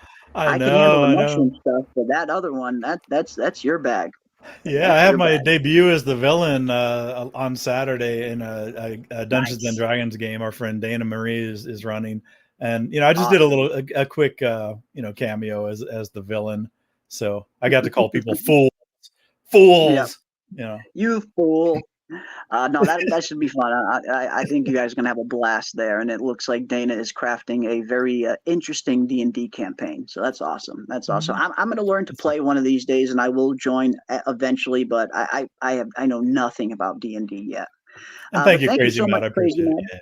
Yeah. Thank you for the super chat. And yeah, I mean, I'm all for some more Mushroom. I know we get that very quick glimpse of Mushroom in season 1, which a lot of people didn't even know was Mushroom unless you watch the behind the scenes feature for that episode, where Ryan Condal confirms that the midget that is kind of banging the drum and in the episode where young Rhaenyra and young Laenor are getting married, that is indeed Mushroom. Ryan has confirmed that was a Mushroom cameo, but I get the feeling we're probably not going to see him again. I mean, maybe it's possible. Maybe when we get to the point when Rhaenyra, see, I don't want to spoil anything for anyone who hasn't read the book, but maybe when we get to a little bit later on in the dance, maybe we could potentially see Mushroom make a return, but I'm not really expecting to see him, I guess. I feel like Ryan kind of threw that scene in there just as a kind of wink and a nod to all of us book fans, but I don't think Mushroom will be playing any kind of narrative role on the show. Maybe. I mean, I could be wrong, but I'm not really expecting him, I guess. But thank you, Crazy Matt, for the $9.99 super chat, my friend. You guys know what that means. A whoa is on the way. Whoa!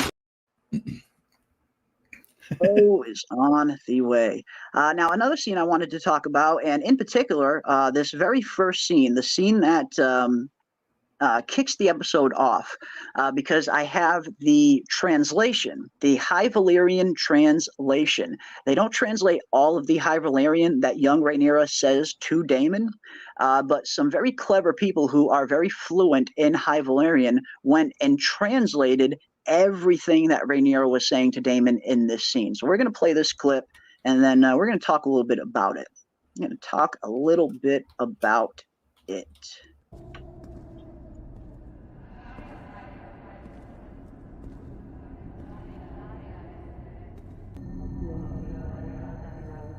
I can't understand.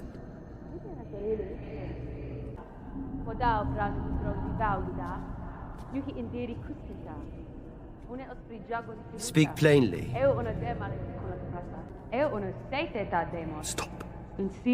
Stop. Stop it.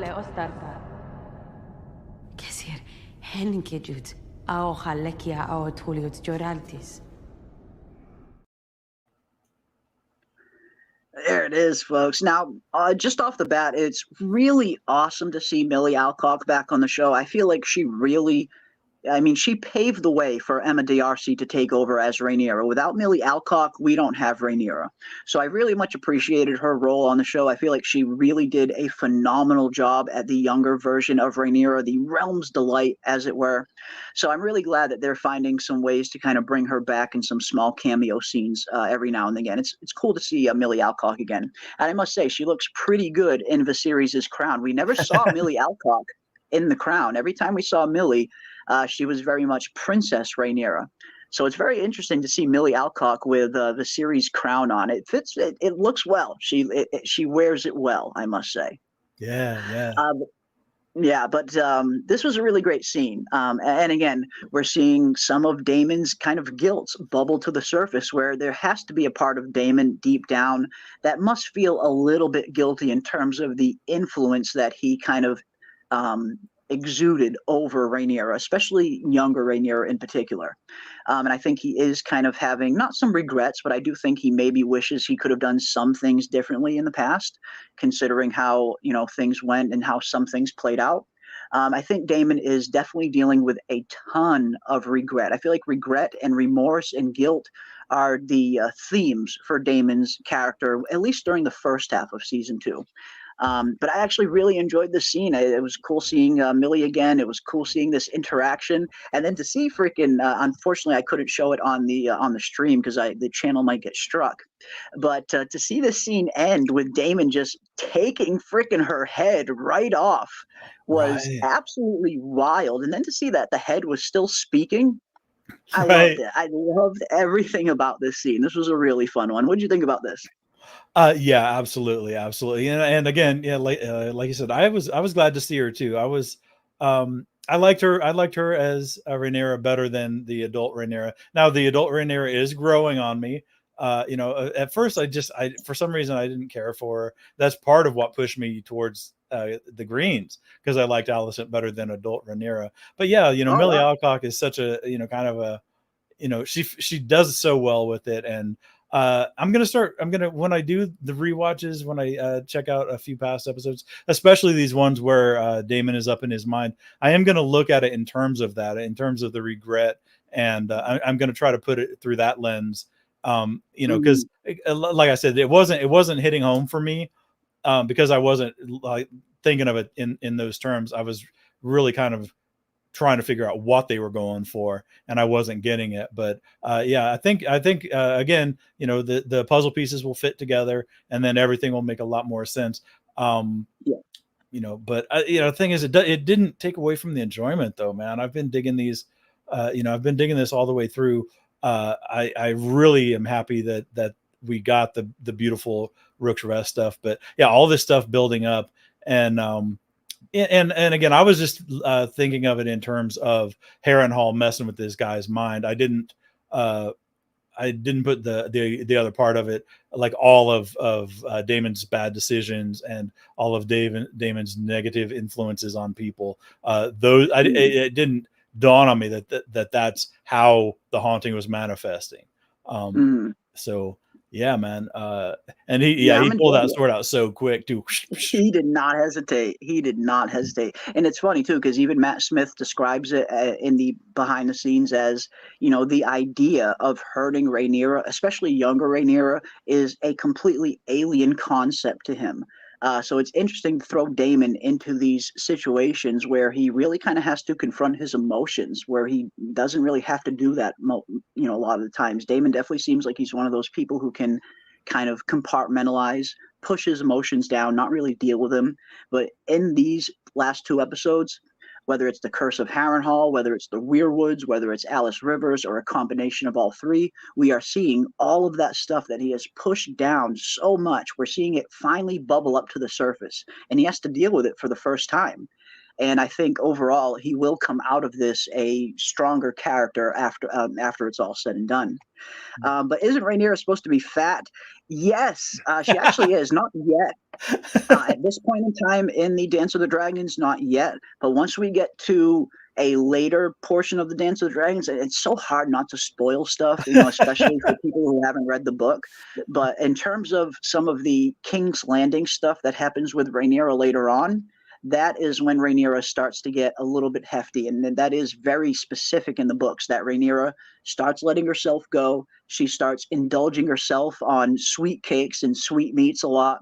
And yes, Mhm. she starts growing very hefty to the point where she is unrecognizable from the Realm's Delight that she used to be. And it'll be Right, interesting to right. see if the show goes that route. I'm not really expecting it. Those some finer details. I wouldn't be too surprised if the show doesn't do that. I'm not really expecting to see a bigger version of Emma D'Arcy out there, as Rhaenyra with like fat suit on. I guess I'm Right. not really expecting it to happen. I suppose it could, but it'll be interesting to see if they do go that route on the show. Because yes, Carl, you are right. That at one point in Fire and Blood, Rhaenyra becomes very fat. Not like Yeah. very fat, but she becomes kind of big. Yeah, Damon and Um, Rhaenyra cut a deal almost how Rhaenyra and Laenor had a deal.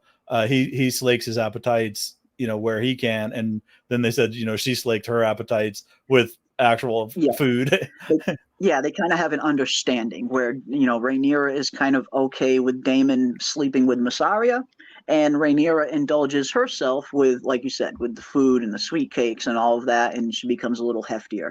But again, I'm not sure if they'll go that route on the show. I mean, maybe they will, but it'll be interesting to see. But yeah, thank you for that. like, I was like pretty make her sure eat, too. make her pork up.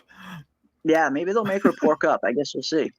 I was pretty sure the translation is in the show. Only part of it. If you actually go back to that scene, only like the last 2 or 3 lines that Millie Alcock says in High Valyrian are translated. The first 2 or 3 lines that she says, it's very echoed. It's very kind of muted, and those lines aren't translated on the show. Someone actually went in and physically translated them because High Valyrian is very much a language that you can learn.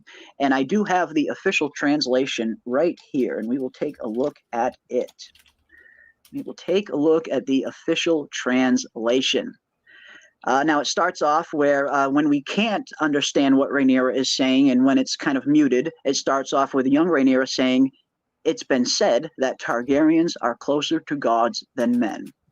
And then young Rhaenyra proceeds to say, "In my eyes, you were a god, Daemon Targaryen, the prince of the city, the lord of Flea Bottom." Then younger Rhaenyra goes on to say, I was an innocent. You exploited me and abandoned me. You sullied my name at court. You empowered my rivals. You tried to make my ruin." Then she continues, "You put me on that throne. You love me and hate me for it. You created me, Daemon. Yet you are now set on destroying me." And I thought this was really cool that someone kind of went out there and took the time to kind of actually slow it down and really kind of translate those first few lines that aren't translated in the show. And again, this is very interesting because it is, if nothing else, we are definitely seeing a direct kind of causation for Daemon having a very direct hand in crafting who Rhaenyra ends up becoming, whether it was on purpose or whether it was by just a product of the relation, a byproduct of their relationship. Daemon very much had a big hand in crafting who Rhaenyra turns out to be.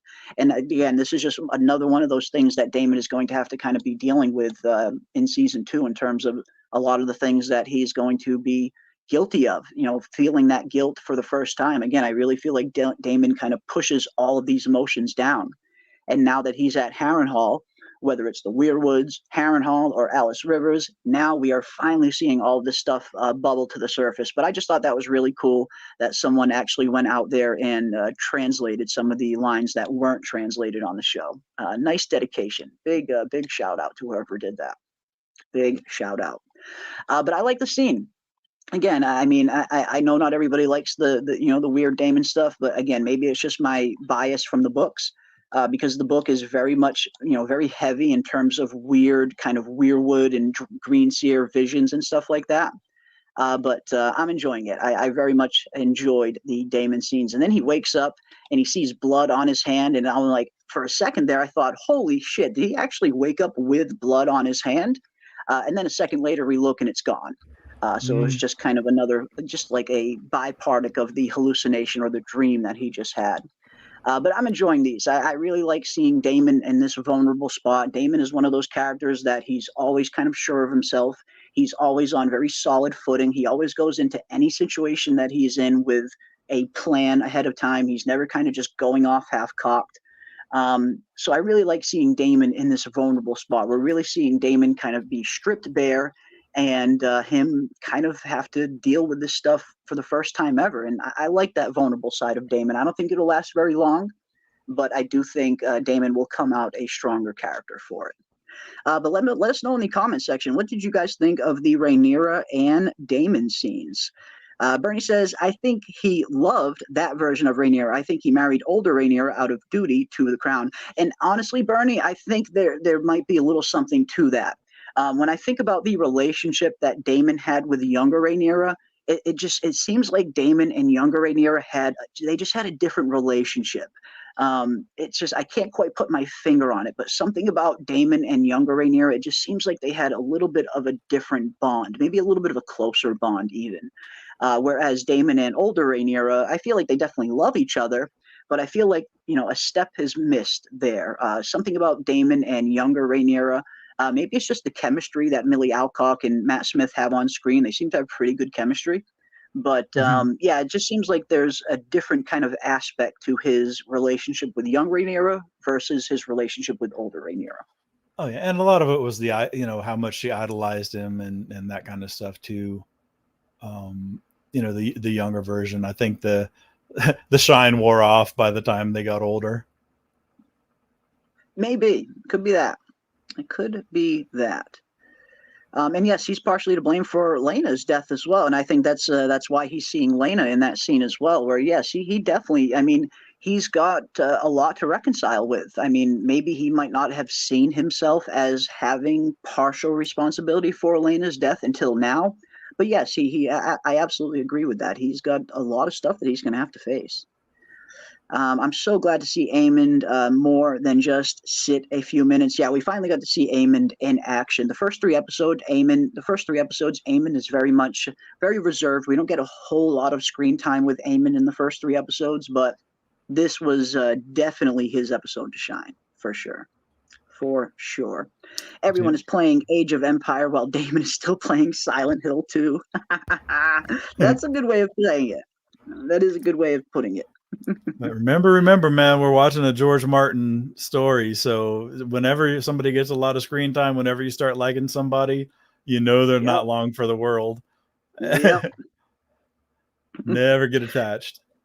Don't get attached. Can't get too attached, especially now that we're getting into these later episodes where we're really going to start seeing characters drop like flies and dragons. And again, it's just seeing the characters drop like flies sucks. But for me, being Team Dragon, seeing the dragons go is even more heartbreaking at times, I would say. Yeah. Philippe says, I feel like he really wanted the young Rhaenyra and not as much for the actual time of her. Ooh, interesting. Maybe. Does the Butcher Ball come before the Battle of the God's Eye? Yes, we will see the Butcher's Ball take place before the God's Eye. I mean, at least if Fire and Blood is any indication, we should see the Butcher's Ball before the God's Eye. Daemon is guilty. He's working it out. And that's pretty much it. That's pretty much it in a nutshell. Absolutely, April May. At the end of the day, Daemon is guilty. He's guilty for a great many things. He's got guilt for a list longer than I can think of. And yes, he's finally having to work some of that out. Crazy Matt says, I too like young Rhaenyra better than old Rhaenyra. That is cool. That is totally cool. And I guess that's an interesting question as well. I would love to get everybody's opinion on that. What do you guys think? Do you like younger Rhaenyra better as Millie Alcock, or do you guys prefer the older version of Rhaenyra with Emma Darcy? Which version of Rhaenyra do you guys prefer? And what about you, Ravener? Do you have a version of Rhaenyra that you prefer? Oh yeah. I definitely favored young Rhaenyra, the Millie Alcock version, and she did kind of have an advantage because she was working opposite Viserys a lot too. So I mean, it really elevated the acting and everything. They've done a lot to make older Rhaenyra, like you said, like heroification or whatever. It is. I mean, and I am kind of digging it. I've softened because it was like just a kind of a distaste for her, but they are making her. They're making her, and they're almost portraying it as a weakness. How reticent she is to go into war. How she's going above and beyond, even despite the advice of her counsel. How hard she's working to prevent war, like that whole thing that didn't exist in the books where she snuck into King's Landing as a septa. But thing is, I can appreciate that, because it is so wildly different from the book. I'm digging how they're playing it, and I was wondering, I was like, because that could have easily been just a eye rolling moment that was terrible. They didn't, they could have botched it. It could have made things look really terrible, and it did work out okay. I wasn't super keen on the I think I texted you. I was like, with like the womp womp moment when Alicent realized that it's like, oh wait, that wasn't Aegon. They were talking about Aegon the Conqueror in the Song of Ice and Fire. I was like, wah, wah, I wasn't. But the thing is, though, for this storyline, the way this story is being put together, it was necessary. It was necessary to do. And when she did return, when she finally returned to Dragonstone and returned to the council, she had the answer that she needed. Is it possible to avoid war? No, it is not possible to avoid war. She got that confirmation, knowing that peace is just not an option now. And I get it. I mean, her explanation, I did kind of understand. She talks about inheriting 80 years of peace from her father, which is very much true when we look at the reign of Jaehaerys, Jaehaerys reigned for 55 years with not a single war. Viserys reigned for another 30 plus, almost 30 years with no wars. So I get Rhaenyra's kind of hesitance to kind of plunge the realm into darkness, especially a dragon on dragon war that is going to be 10 times savager, way more savage than any other war that is possibly going to be fought in Westeros. So I understand Rhaenyra's hesitance. She wanted to do everything she possibly could to see if it was even possible to avoid war before she sent the dragons in. And like you said, in this episode or in last week's episode, she finally gets that confirmation knowing that, okay, I guess this is it. You know, there's no turning back. I either win my claim or I die. Right. So yeah, she's committed now. If nothing else, she's committed now. And how unreliable the hatching of them is, and how slow they are to grow. You know, losing dragons, and I think that's one thing that probably she probably has a better grip on than say, I would say, the Greens, just because you know, they've aged up some was it was it Baelus that they aged that one up because it was just barely like the size of a horse, right, in the book. Yeah, Baelus doesn't even mount Moondancer until like the very towards the end of the dance is when Baela first starts mounting Moondancer, because at the beginning of the dance, Moondancer is just too small to ride. So yeah, they made some dragons a little bit bigger, and they've made some dragons a little bit smaller. When you look at Taraxes and Stormcloud, both of those dragons were said to be hatchlings. Whereas in the book, Taraxes is already big enough for Joffrey to ride.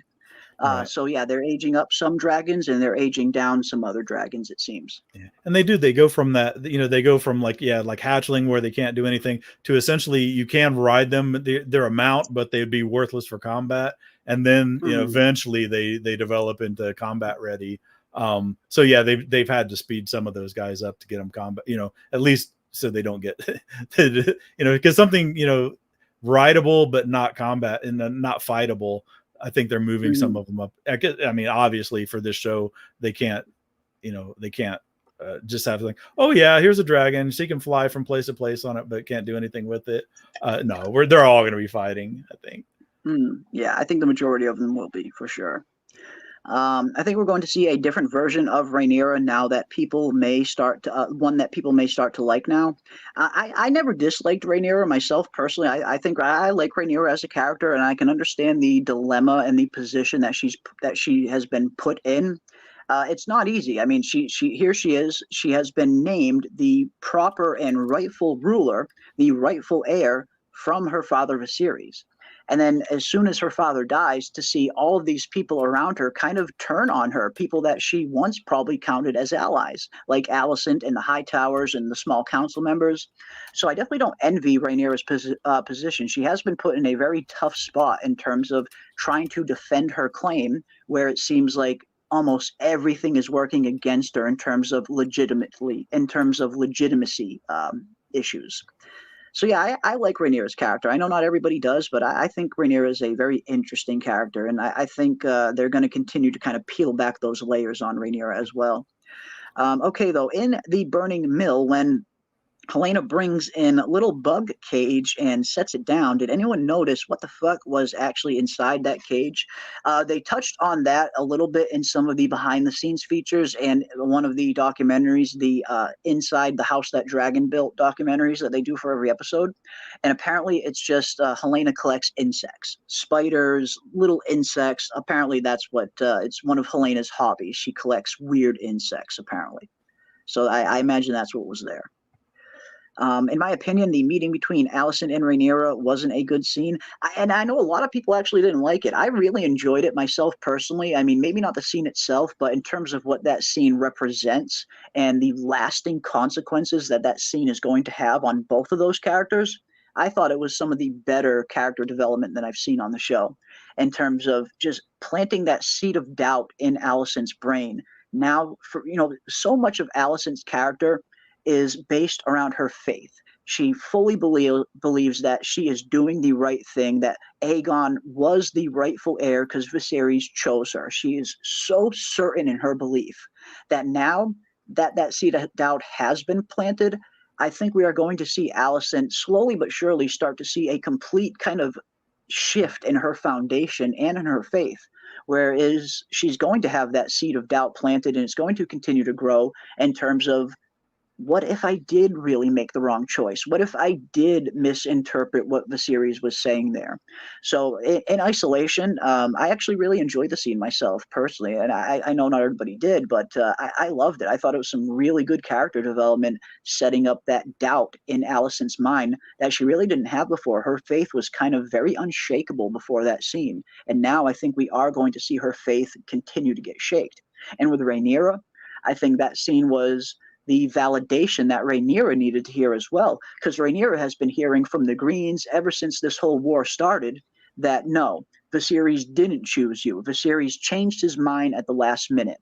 And although a big portion of Rhaenyra thought that was probably BS, there was always a small part of Rhaenyra that thought, maybe they are telling the truth. Maybe Viserys did throw me aside at the end. But getting that confirmation in that scene, it was almost like Rhaenyra was getting the validation that she needed to know that her father didn't abandon her. So I actually really enjoyed the scene. I thought it was really good character development, but I totally understand if not everybody liked it. That is totally cool. Totally cool. Go look at that scene again, and what's inside that cage. You can see them. It's insane. Yeah, I'll have to go back and look. I could have sworn they talked about her kind of, keeping insects and stuff like that, but I'll have to go back and double check and actually pay closer attention to what's actually in the box. But I think it was crickets, like crickets, cockroaches, little things like that Helena has in cages. She likes to collect insects, apparently. But yeah, I'll go back and rewatch the scene. Maybe we'll see if there's something creepy in there, maybe. Rhaenyra is worthy of leadership. Thank you, the series. And I think she is. I think when it comes down to who would be the better ruler for the Seven Kingdoms right now, in terms of the character that Rhaenyra is right now versus the character that Aegon is right now, yeah, I think it's safe to say that Rhaenyra would probably be a better ruler. But that's the thing. Rhaenyra right now isn't going to be the same Rhaenyra at the end of this series. Again, if Fire and Blood is any indication, if Fire and Blood is the blueprint, then we are going to get to a point where Rhaenyra is going to start kind of going down the dark path, and she'll start doing some kind of questionable moves in terms of her paranoia setting in, her fear setting in. And that's the side of Rhaenyra I'm actually really looking forward to seeing. I feel like Emma D'Arcy portrays such a strong and capable leader version of Rhaenyra, like the queenly aspects of Rhaenyra. I feel like Emma plays those very well. So I'm really looking forward to seeing if Rhaenyra does take that kind of turn into the darkness on the show, and how exactly will Emma handle those scenes. I'm really looking forward to seeing how Rhaenyra goes on the show. If it'll be similar to the book, will they maybe do something a little bit different? I'm looking forward to seeing what they do with her character. I think it's going to be fun. Yeah, I think, and I think as much as I was saying that they're priming us to like her, by giving her good lines and good actions and stuff. You know how these shows go. I mean, they could just get us comfortable with liking her, and then have her do something absolutely devious, hideous. Yeah. What is up, Vic? Good to see you, my friend. Young Rhaenyra was annoying, a bit of a brat. Ooh, interesting. And I guess there's a little bit of that aspect as well, especially, I mean, anytime you have a prince or a princess being raised in a castle like that, and especially someone like Rhaenyra, who was told over and over again that she's going to be queen, one day, I guess that could, potentially instill a little bit of brattiness into a Targaryen princeling or princess. That's possible. I understand that. I respect it. I think Emma is great as Rhaenyra, but I just think Molly was better. Ooh, interesting. Millie Alcock. Yeah, I feel like they're both great. I feel like they both brought something very unique and very interesting to the role of Rhaenyra. This is, of course, two very different versions of Rhaenyra, younger version and older version. But I feel like they both brought something incredibly well to the role, to the point where I don't know which Rhaenyra I myself prefer in particular. In season 1, I kind of preferred the younger version of Rhaenyra, but older version of Rhaenyra is growing on me more and more and more, especially in season 2, when we see just some of the phenomenal acting that Emma has been doing. That first episode in particular of season 2, when Emma just completely shirks her duties, or when Rhaenyra completely shirks her duties as queen, just so she can deal with the mother side of her. I thought that was beautifully played. Seeing the despair and the heartbreak on Rhaenyra's face when she does come in contact with Luke's dragon and his kind of partial remains with his cloak. Just seeing the heartbreak come through in that scene, I thought that was some of the best acting we've seen on House of the Dragon. And I think Emma has been nailing those scenes. But yeah, I like both versions. I like both versions, young and old. I think they both bring something very interesting to the show, for sure. Young Rhaenyra somewhat reflects the worst of Rhaenyra. Young Rhaenyra spites the high ladies of the realm. She disobeys her father multiple times, her fooling with Daemon, breaking Alicent's trust, etc. Yeah, and definitely speaks a little bit to that kind of bratty streak that Vic was mentioning, which is very much there. I do agree with you, MKXD. There are some times when Rhaenyra does kind of display a little bit of that kind of Targaryen, bratty privilegedness, so to speak. But yeah, I really enjoyed what they both brought to the role. Just phenomenal performances. I saw some people on a video about Battle of Rooks Rest animation by Unity 5 Games, which was uploaded 1 month ago, are saying that the animation is better than the actual show. I actually saw that animation this morning. Someone sent that to me. And they were wanted to see what I thought of it. I thought it was a good animation. I thought it was well executed. It was very well animated. It was pretty decent looking. I enjoyed both of them. I think I enjoy the show a little bit more personally, but yeah, that Unity 5 animation of the battle was very impressive indeed. Best episode of both seasons, period, says World's Worst Entertainment. And you can definitely make an argument for that. Before this episode aired, for me, when I think of the best episode of House of the Dragon, it has to be Season 1, Episode 8, The Lord of the Tides, when we get Viserys' final stand. Just seeing that phenomenal scene of Viserys entering the throne room very triumphantly to save Rhaenyra and to save Luke's inheritance. Just such a poignant scene. And then when you see a little bit of the scenes between Daemon and Viserys in that throne room, when Viserys' crown falls off of his head and Daemon kind of walks up behind him, picks up his throne, helps his brother to the Iron Chair. I really enjoyed that scene, especially when I found out later that a lot of that scene was improvised, in particular, that originally Viserys' crown was never meant to fall off of his head. That was an accident. And apparently it was something that Matt Smith and Paddy Considine just went with. And if nothing else, it really speaks to Matt Smith and Paddy Considine really understanding the characters that they're playing. I feel like Matt Smith has a really good handle on who Daemon is, and Paddy Considine definitely had a really good handle on who Viserys was as a character. And when you know who your character is, when you're that in tune with the character that you're playing, it leaves some very interesting opportunities for improv in cases like that. So when I found out that scene was improv, that the crown was not originally meant to fall off of his head, but it did, and they just went with it, beautiful, absolutely beautiful. And it just really shows that these actors really know the characters they're playing. Right, and it was cool that they let it run too. I mean, yeah, that they captured it. They did let the film keep running to see what could come of it, rather than saying cut, put the crown back on, start from one. Mm-hmm. So that was a powerful scene. Yeah, emotionally powerful. I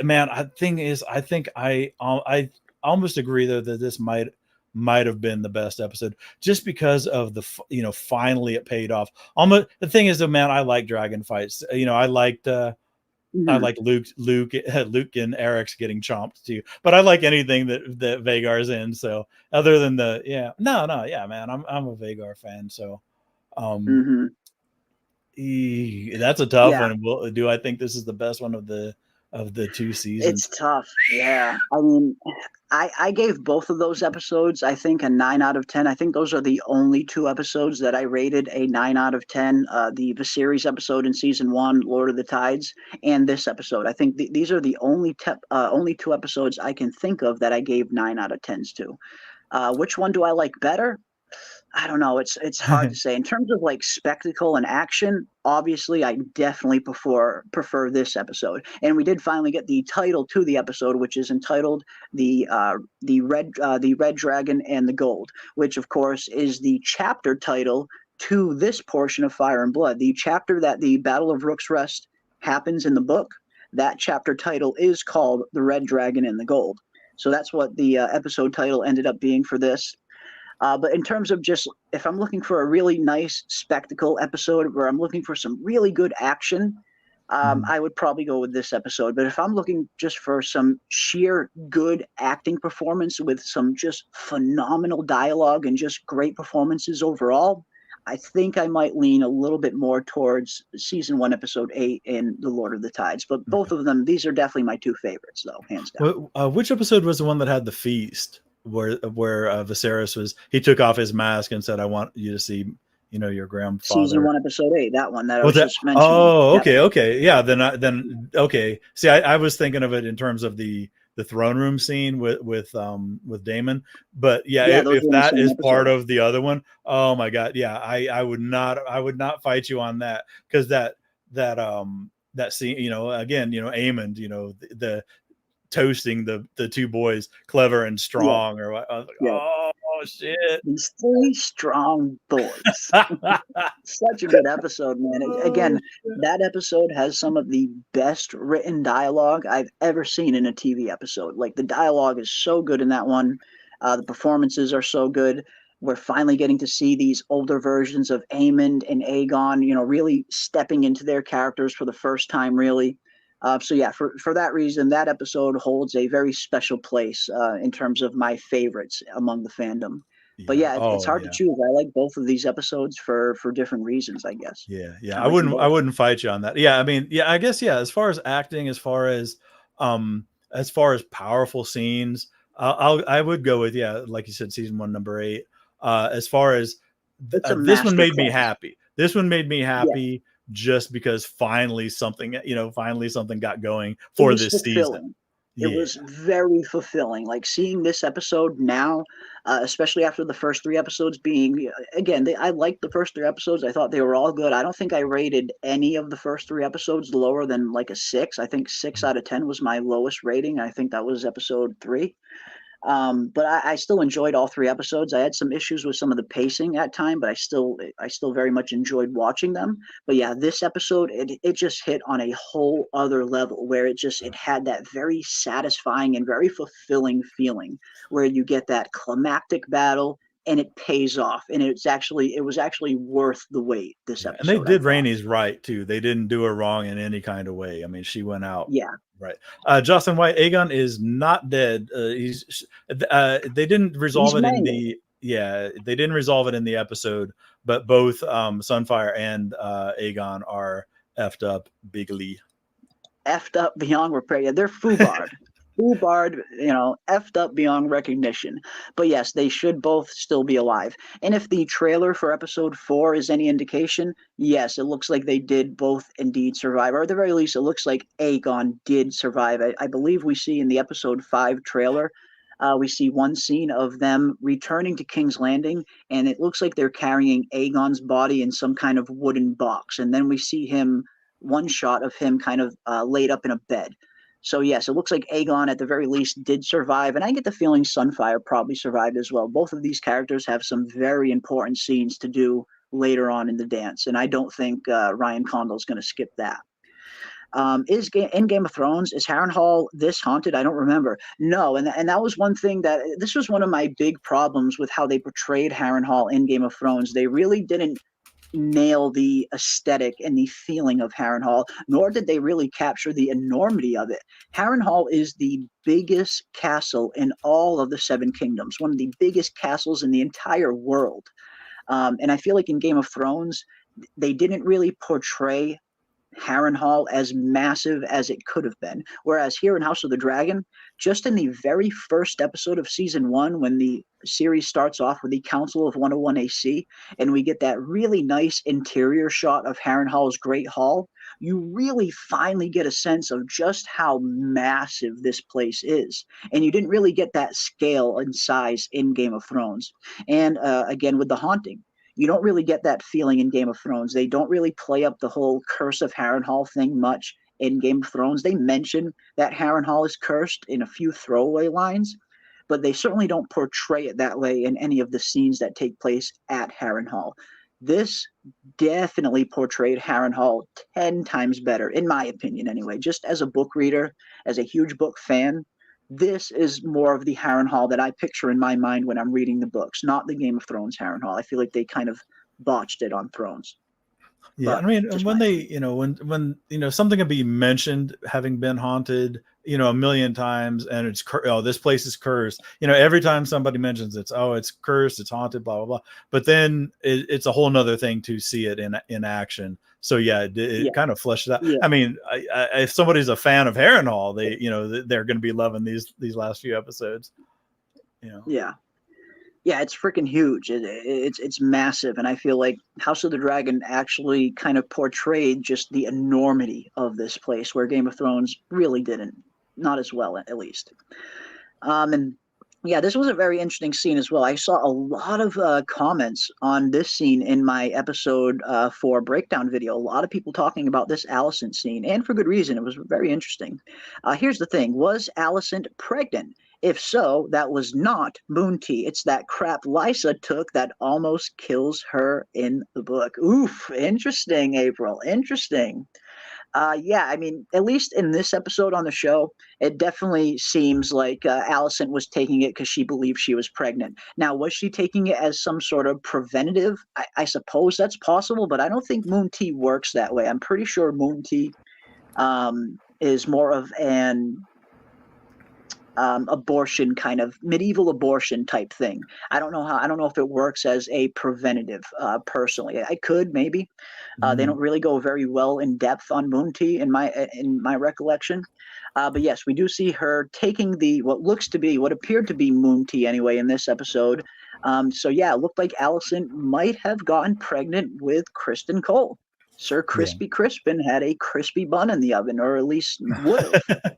Yeah, I mean, I saw this as a 100% direct reference to the just like they did with the Season previous 1. the chamber, Yeah. the chambermaid girl that Aegon Yeah. got. I think it's a 1-to-1 relation. So I think it was. Yeah, I think she was. Yeah, I And think she that's was pregnant, and I think she was taking this to kind of end the pregnancy, or at least that's kind of the gist I was getting. and that's why she was holding her tummy with the warm stone, right? When I think so. Yeah, yeah. We see her holding her stomach there, and I don't know if Laris that was comes her back. holding her stomach because she was pregnant, or if that was her holding her stomach after the Moon Tea started taking effect, because the Moon Tea is known to upset the stomach as well. But Laris picked it Um, up right away. He could tell, Larry's knew. He and he knew didn't care right though. I mean, he was away. like, we need to indulge our appetites or whatever he said. I was like, Yeah, yeah, wow, yeah. man, a Yeah, he creepy. don't care. I mean, yeah, I mean, he of course he's going to tell Allison indulge your appetites. I mean, who else is he going to have his foot fetish with if not? Right. But yeah, I do think it did look like Alicent was pregnant in that scene, and I think she just took the Moon Tea in order to stop the pregnancy. At least that's what it seemed like. I guess the question going forward is this something that Crispin Cole will ever end up finding out? Will Crispin find out at some point that Alicent was pregnant and that she terminated the pregnancy? Will that come to light at some point? Because that could be a very interesting thing to discover and to kind of play with Alicent and Kristen's character. I really haven't been enjoying the whole Alicent Kristen thing up until now. I feel like they're kind of hitting us over the head, at least in the first 3 episodes. They're really hitting us over the head with this whole Alicent and Cole stuff, to the Mhm, point where they had way too much screen time, at least in my opinion, personally. mhm. Yeah. So I guess it's going to be interesting to see how this thing goes forward, and will Cole find out? And I guess that's a question that I would pose to you, Ravener, and to everybody in the chat. Do you guys think that Kristen Cole will find out at some point that Alicent was pregnant? And do you think Kristen will find out that she terminated the pregnancy? And if so, how do you think that will affect their relationship? What do you think, Ravener? You think he'll find out at some point? Man, that's so twisty. I mean, it's going to be, I mean, obviously it's going to be, I mean, I'll state the obvious. It's going to be 100% Laris. Now, the question is, Laris knows. He yeah, could very well leak it. We've seen how weaselly Laris is in terms of dropping information into people's ears. We saw what he did with Aegon in episode 1, so that's a good point. yeah, Could be him. yeah. So I mean, yeah, unless she has some attack of conscience and just fesses up that not only was she pregnant, but then that she also got rid of it to Cole before either one of them meet their ultimate resolution in the story. Then it would be Laris. And my question would be, how would the writers? I mean, Laris would do it if it could advantage him. Right now, he doesn't really see, there doesn't really seem to be an upside. I mean, granted, he's the Lord of Harrenhal and Harrenhal's taken, but like you said, all the money's gone. He has the money from Harrenhal. So how would Laris how would it be to his advantage to let Crispin know? Yeah. No. Yeah, Would be what the would he question. stand to gain? What circumstance could possibly arise for him to want to create some dissent between Alicent and Kirsten? Because that's really the only reason he would drop something like that. If he wanted to create some strife in between Alicent and Kristen, he's got a good card to play if he wanted to. So yeah, I'll go along with you, and I'll kick it to the chat. You guys are brilliant and great at theory crafting. Make it work. See how can it work? How can we make it so that it benefits Laris to, like you said, to how create could it strife? benefit him? What reason could he have for dropping such a revelation? I mean, I guess we'll have to see how these events play out. But if nothing else, he does have a card up his sleeve that he can play if he needs to. And yes, as World's Worst Entertainment says, thank you, Allison. At least no more Coles in the future. Yeah, we don't need any more Crispy Crispins. We do not need any more Coles. That is very true. Very, very true. Really starting to enjoy Larry's, says Vanessa Lore. And again, I'm not a big fan of the character in itself, but in terms of the actor portraying that character, yes, I absolutely have been really enjoying some of these Larry scenes, because Matthew Needham, the actor playing Larry's, he's a phenomenal actor. This guy he's nailing these Larry scenes. Larry's doesn't have a whole lot of screen time, but the screen time that he does have always tends to be very memorable, at least for me. I always kind of very much remember the Larry scenes that he has, even though he doesn't always have a lot of them. They're very memorable. Yeah, that's a good point. Yeah, but he actually does something. When he's on there, he does something. It's always some little maneuvering, and they're not overdoing it. They're not, that was always my concern with the Spy Master, where they know things that they couldn't possibly know just for the sake of convenience of the story, and then they just pass it off to like, oh, I have my little birds telling me or whatever. But they're for being a master of whispers, he's not overdoing it. And he like with Blood and Cheese, he did get it wrong. I mean, he didn't have everything locked down the way he claimed that he did. So yeah, you're exactly right though. Yeah, he's making the most of the time that he gets. Yeah, I feel like Larry's is another very much like Aemond in this episode saw an opportunity and took it. I feel like Larry's is a very similar character where he's an opportunist. He sees an opportunity that he can exploit. He's going to do that. So yeah, very interesting. Now that he is officially in the position of Master of Whisperers, it'll be interesting to see where he goes going forward. It should be fun. But yeah, I tend to agree with you, Jess. It seems like that relationship is kind of already halfway out the door, considering where Kristen and Alicent were right before Kristen departs from King's Landing, with Kristen very much going against Alicent's wishes, very much kind of influencing Aegon to kind of start the war. Yes, it seems like that relationship was already starting to get strained. So that is a good point. They might already be on their way out in terms of Alicent and Cole. Very, very true. Let's see what else we got. Who else can she be screwing? If that is simple, immediate moon tea, it also means she is sleeping with someone right now. Well, I mean, in terms of how long Kristen has been gone, he had only been gone from King's Landing from episode 3 to 4. It was only probably a day or two. So that moon tea, it still very well could have been from Cole. I mean, I suppose it's possible it could have been from someone else, but I don't see Allison sleeping with somebody else. I have a feeling that that indulgement is something just specifically reserved for her and Cole. So I get the feeling it was Cole's that she was terminating. I don't think it was somebody else's. Could have been. I mean, maybe. I guess maybe we'll find out. Maybe they'll reveal something in a future episode. But as of right now, I think that was more her terminating one of Cole's offspring. I still think one of Rhaenyra's kids is from Cole. One had strong, more curly hair than the other, had the same hair as Cole. Ooh, interesting. Interesting. If maybe Cole was the. Well, I don't know if that'll be possible, actually, considering when Cole slept with Rhaenyra, Rhaenyra was way younger. So I don't think the timeline lines up. Rhaenyra and Cole had already had their falling out by the time Rhaenyra starts having her children with Harwin Strong. So I don't think the timeline lines up. I don't think it's possible for Cole to be a father of one of the kids. I just don't think the timeline lines up, personally. But who knows? Yeah, if you're bad at Christmas, you get Cole. Yes. Let's see what else we got. Alicent has no kids with Cole. Yeah, Condell did confirm that Alicent and Cole's relationship is very new. Because, yeah, there were those Daron the Daring rumors or theories were starting to spring up when Daron finally got mentioned. People were wondering if Kristen could potentially maybe be the father of Daron. But, yeah, as you mentioned, MKXD, Ryan Condell did recently say that the affair between Alicent and Cole is a very new and recent thing. It's something that hasn't been going on for too long.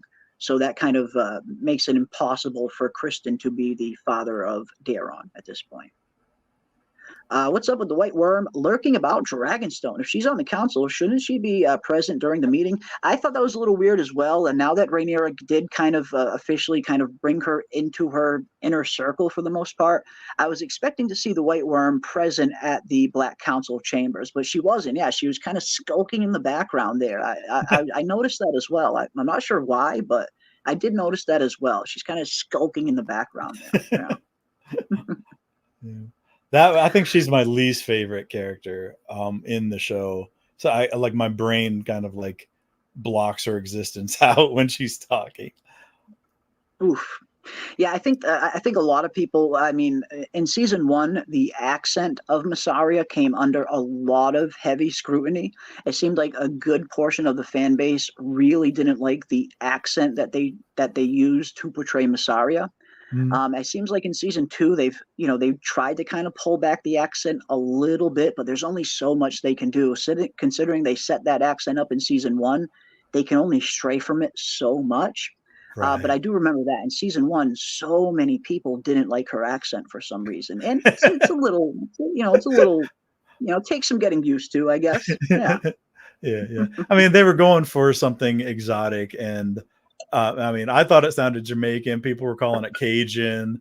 It sounded different to different people, but yeah, it does seem like they dialed it back a little bit. I thought when she was talking to Rhaenyra, I thought she almost like dialed it back on purpose to kind of like how you would speak like the King's English, when you're in a formal, situation. But not necessarily fall back into it. But we'll see how it goes, moving forward. It was neat though. I mean, and granted, even though I don't like the character, I did kind of dig how they wove her, how they got her into Rhaenyra's good graces with the by noticing the twins, and they didn't overdo that either. They had her being escorted to the boat, noticing the one twin, and just go, excuse me, sir, or whatever she said to get the attention, and didn't go farther than that. I mean, we were able to draw the conclusion of what she was, what that meant. So that part I did, at least appreciate. At least it's making sense, even if it's not my favorite character. At least it's still consistent. That's another thing. Even if it's characters you don't like, they're acting consistently. They're not doing wildly varying things just for the service of the plot. So yeah, at least she's got that going for her. Consistency is the key. Once you start having consistent motivations within characters, those characters all of a sudden get a lot easier to write from a writing standpoint. And that's one thing I would say to any aspiring writer out there. If you are looking to get into writing and you're looking to get into character development in particular, one thing that you need to establish very early on is who a character is in terms of their motivations. Why do they do what they do? What is their end goal? What are they searching for? Once you establish all of those things about a character, then you can kind of throw that character in almost any situation and it'll almost write itself at that point because you'll know how that character will react in that situation because you already know their motivations and what makes them tick. Exactly. So Yeah, and we as consistent viewers, motivations yeah, are we've got everything in good storytelling. yeah, and as a viewer, we're getting the 30,000-foot view. We're seeing what the motivations are, and if they're consistent, then we can predict. And that doesn't stop her from getting into situations with other characters. We'll know how she's going to react, or we can predict how she's going to react, or how something that she does is going to impact some other character. But the other character doesn't know that. They don't know what we. So that it does make it satisfying when we're able to, pretty much anticipate. It's we can see the train wreck before it happens. We know what's motivations are everything. Like it's whenever it comes to good storytelling, character motivations and consistency in said character motivations are one of the most important points of storytelling, in my opinion, anyway. I'm no expert by any means. But what does Larry's want is a very interesting question and one that we really just don't quite know. I mean, that's one thing I've really been enjoying about Larry's character. They're not really portraying exactly what his end game is, or if he even has an end game. Is he just one of these opportunist characters that takes these opportunities as they come along in order that he can hopefully advance his own station? But yeah, in terms of like, what does Larry's actually want? Is he loyal to the Greens? Is he loyal to Allison, or is he just using her at the end of the day? That is one of the things I really like about how Matthew Needham is portraying Larry's, because we just really don't know up until this point. We don't really know what he wants. We don't really know what makes him tick. What exactly does he hope to get out of doing what he does? He's one of the more mysterious characters in terms of what exactly does he really want. But I like how they're playing his character that way. They're leaving it very ambiguous, very interesting to say the least, I think. But in terms of where his actual real loyalties lie, it's impossible to tell with a character like this because he's so just mysterious, really. We really don't know what this guy wants. But I like how they're playing it that way. I think it's fun. This is an interesting question as well, and this is something I've definitely been wondering as well. Could they change some book fates? I think anything's possible, especially when it comes to an on-screen adaptation. At the end of the day, whenever you're adapting source material, you want the adaptation to stay as close to the source material as possible, but there are going to be some deviations at times, and I am totally cool for that. I don't mind changes as long as they make sense within the confines of the story. I am all for changes here and there, but that could be pretty interesting if we end up seeing some like overall fates getting outright changed.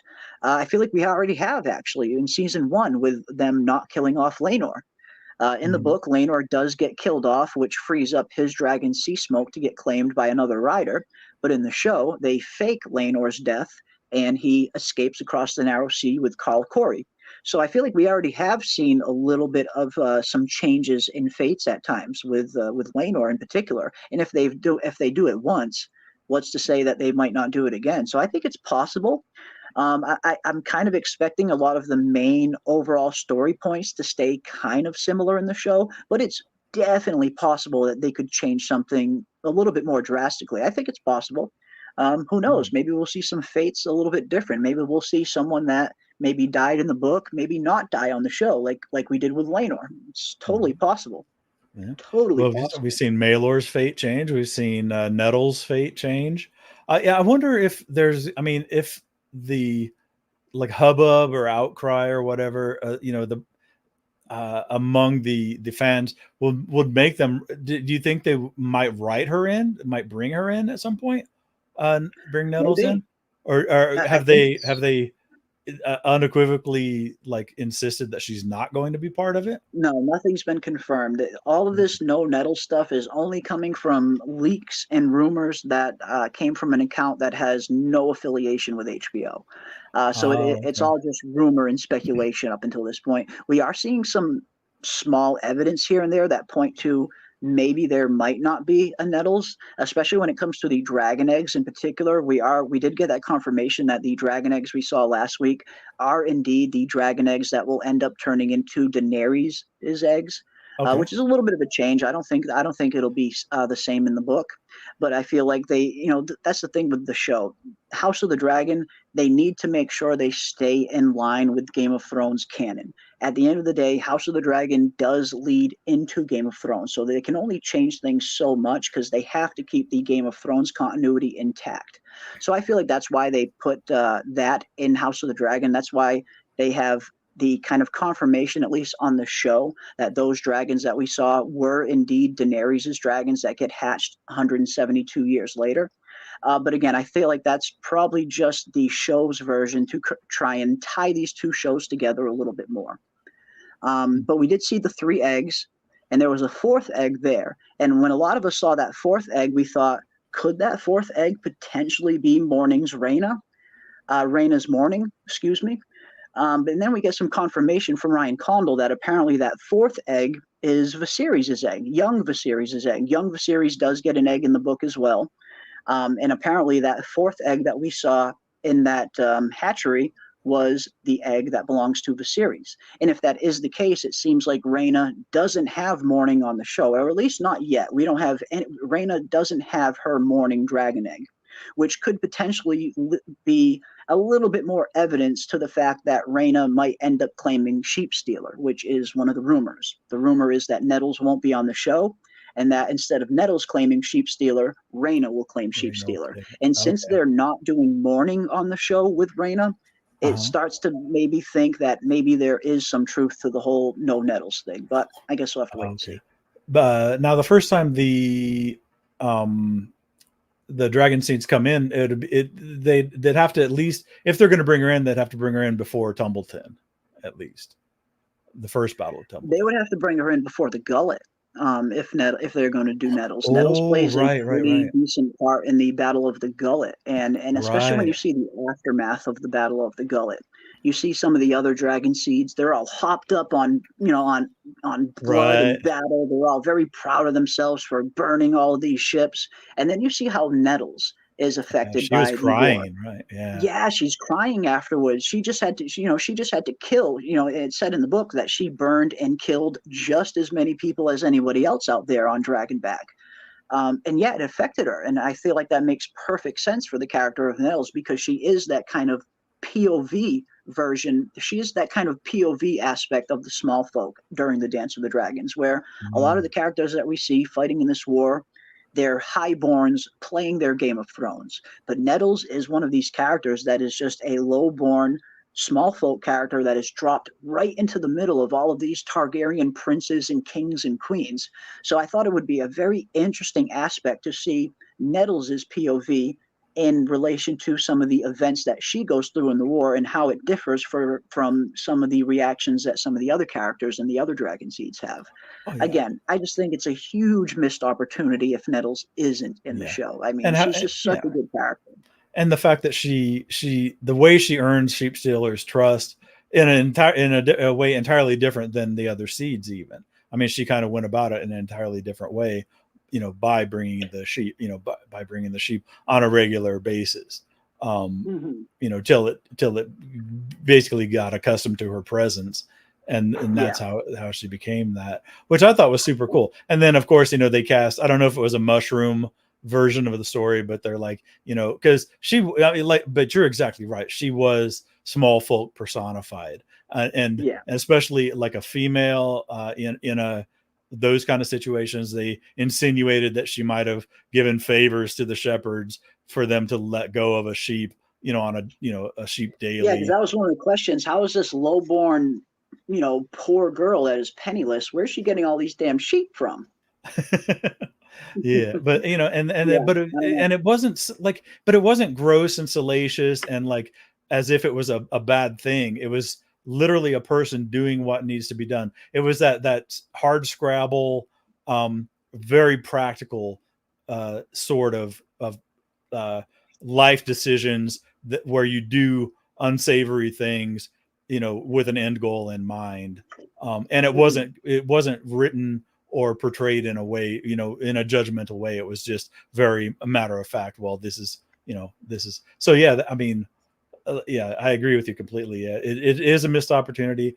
I think a lot of people felt that way, but I guess we can't belabor the point. If she's not there, Yeah, I there's guess we're nothing we just can gonna do have to about it. wait and see at this point. I mean, I feel like the fandom has definitely made their kind of misgivings known. It seems like when it comes to the whole Nettles question, it seems like around at least 75% of the fandom that I've seen seems to be really upset that Nettles isn't in the show if she isn't in the show. But yeah, I don't know. I guess we'll just have to wait and see how it plays out. If there is no Nettles, I guess we'll see what kind of plan they have for some of those story points that are very important a little bit later on in the dance. Yeah, I'm looking forward to seeing how it plays out, if nothing else. Yeah, I have I to have am faith. looking forward to it. I still trust these guys to not not mess it up. Hmm. Yeah, again, I feel like this episode in particular, it definitely kind of restored a little bit more of my faith in House of the Dragon and in Ryan Condal in particular. I feel like they absolutely nailed this episode. So I'm hopeful. I am hopeful for the future of House of the Dragon. Mhm. What concerns me about Nettles is we've already met we already met Hugh, Ulf, and Adam, but not her. And that's another thing that a lot of people were pointing to as well. We've met just about all of the dragon seeds. We haven't seen Silver Danes yet and some of the kind of more lesser known dragon seeds, but we have got confirmation that Silver Danes was cast on the show. But yeah, we've seen just about all of the other dragon seeds that end up claiming dragons. We've seen them. Yeah, we've already seen them. We've seen Hugh the Hammer. We've seen Ulf the White. We've seen Adam of Hull, as you mentioned. But yeah, we haven't seen any Nettles yet. We haven't seen any Nettles yet that I've seen any that I have seen. Let's see what else we got. Scrolling down, do you think there is more eggs at the other houses that we don't know about? I don't think so. In terms of other houses, I doubt it. It seems like for the most part, dragons are pretty much only housed at Dragonstone and at King's Landing in the Dragon Pit. I suppose there's always a possibility that there could be some undiscovered dragon eggs in the Dragon Pit in King's Landing, maybe. It's a long shot, but maybe. And then, of course, there is the rumor that is in Fire and Blood, but it looks like the show isn't doing anything with that. But there is one rumor in Fire and Blood that comes from Mushroom, stating that when Jace was at Winterfell, his dragon Vermax laid a clutch of eggs while he was there. Again, it's a mushroom rumor. It's one of those things that is not very well believed. It's a really cool theory. I mean, just in terms of the symbolism of dragon eggs being hidden at Winterfell, it very much is a kind of an allegory for Jon Snow being the hidden dragon at Winterfell. So a lot of people really like the dragon eggs at Winterfell theory. I like it in theory sense in particular. I don't think it's true personally.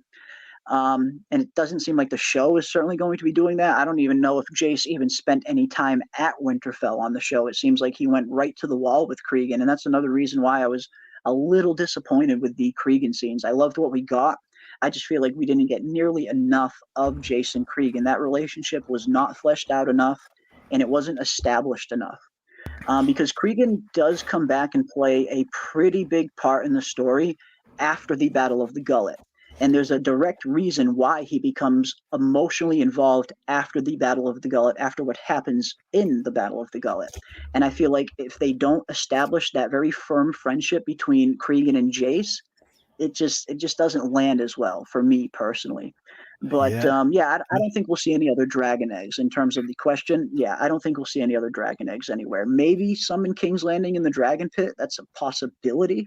But in terms of other houses, I'm not expecting to see any other dragons or Yeah. eggs. Now, now, and having Jace come back so fast, because yeah, in the book they had feasted and hunted and spent a significant amount of time together building a relationship. What we got was kind of a whirlwind. Then the Raven comes and he was going back. So I mean, do you think they could backtrack in the story and have him go back up there to kind of manufacture the whatever semblance of a relationship, or they're just gonna present it as deep and lasting friendship from I the don't short? know.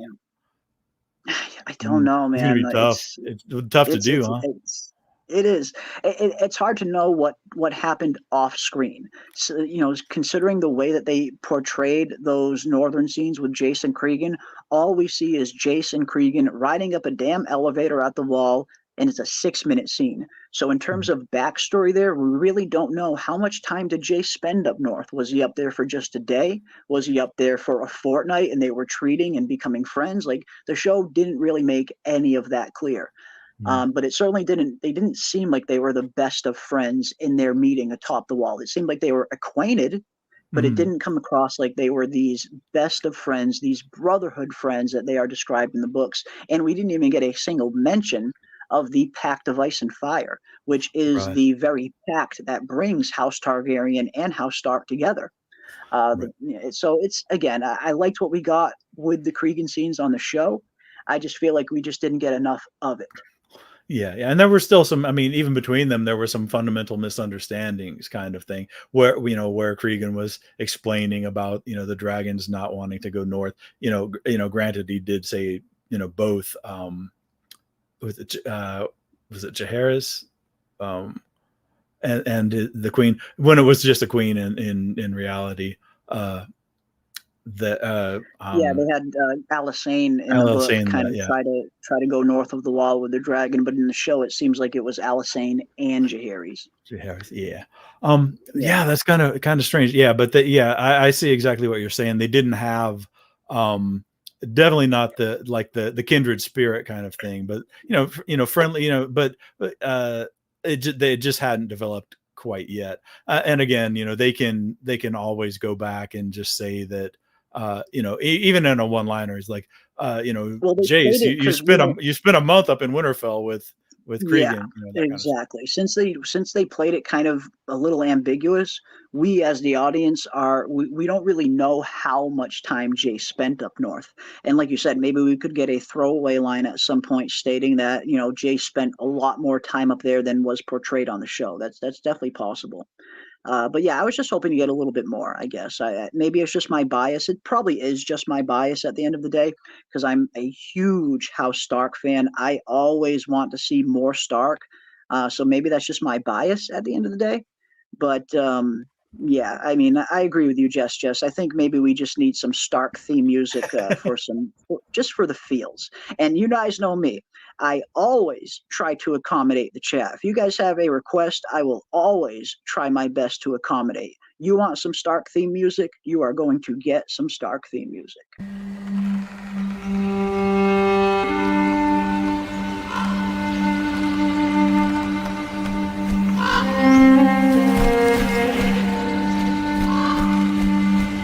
Duty is sacrifice.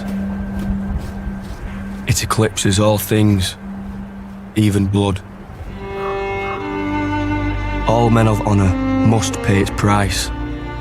North owes a great duty to the Seven Kingdoms, one older than any oath. Since the days of the first men, we have stood as guardians against the cold and the dark. But my ancestor, Torrin Stark, began a tradition by making an offering at the onset of winter. 1 in 10 men from our household was to be chosen to fortify the watch. This is not a sentence, but an honour. A duty embraced by all who serve the North. Even by mine own kin. The North must stand ready. Winter is coming. Winter is coming. Winter is coming indeed. Yeah, anytime I see a House Stark theme music request, I will always try to accommodate that. And any excuse to play some Stark theme music, I will take. I will take it. Awesome stuff. Awesome stuff. But yeah, let's dive into some other things here. We do have some other clips from the episode that I did want to play and dive into a little bit, and I would love to get everybody's opinion on some of these ones as well. In particular, I guess we should just dive into it in terms of the dragon combat. You and I, Ravener, we talked a little bit about this off screen in terms of how impressed we were with just the overall showing of the dragon combat. I was a little bit worried how that was going to play going into the episode. It's never easy to portray, not fantasy animals in a very realistic manner and having their fight really have some resonance and some emotional impact. And I feel like they managed to get all of that, even though this was dragons fighting with each other. It felt like these were characters fighting with each other. And I feel like that really speaks to how well they did the dragons on House of the Dragon to begin with, where these dragons are very much characters in and of themselves. They're not just animals. And I feel like this episode really, really nailed that home in terms of some of the very subtle, nuanced scenes that, didn't really, maybe not everybody kind of saw on the first go around, but I definitely saw on my repeat viewing. Some of the small scenes of like Maylee's looking back at Rhaenys and the little moment that they share there. Like there's some really good nuanced moments in some of these scenes. But let's take a little bit of a look at some of the dragon combat. And let us know down in the chat, what do you guys think? How did you guys think about the dragon combat? Did you enjoy it? Did you think it could have been a little bit better at times? I want to know what you guys thought about the actual dragon battles. Angos Elis.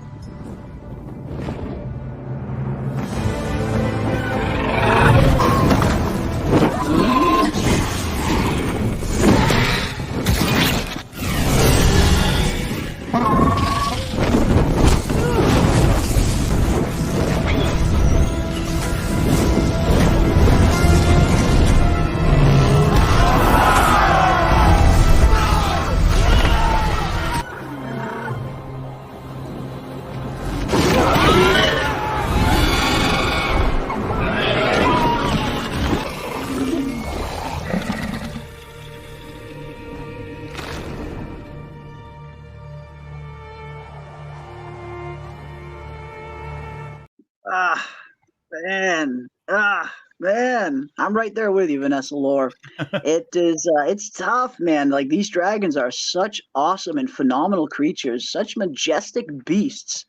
That, and I know a lot of us have become, we love seeing these dragons on screen. They're, this is House of the Dragon at the end of the day. A lot of us are here to see the freaking dragons. So then when we lose a dragon in, such such tragic circumstances, yeah, it hurts a bit. It hurts seeing good old Maylee's fall to her death like that, with Rhaenys just accepting her fate. And I thought it was a beautiful scene as much as it was tragic, personally. But in terms of the dragon combat, I thought it was portrayed beautifully. Again, I always kind of compare it to the dragon combat that we got in season 8 of Game of Thrones, and just how piss poor it was. We couldn't tell which dragon was which. We didn't know who was fighting who. We didn't know what was going on during a lot of those dragon fights. I feel like this is just night and day, worlds better than what we got on Thrones. For me, I love the dragon combat. I think it couldn't have been portrayed better. And we actually got a really good sense of how dangerous these dragons are. When you think about dragons, yes, they breathe fire, but there's so much more than that. They have so many other weapons. And in this battle in particular, they really utilized the dragon's claws in terms of Maylee's raking its claws into Sunfire's belly, and Maylee's raking its claws into Vhagar's belly.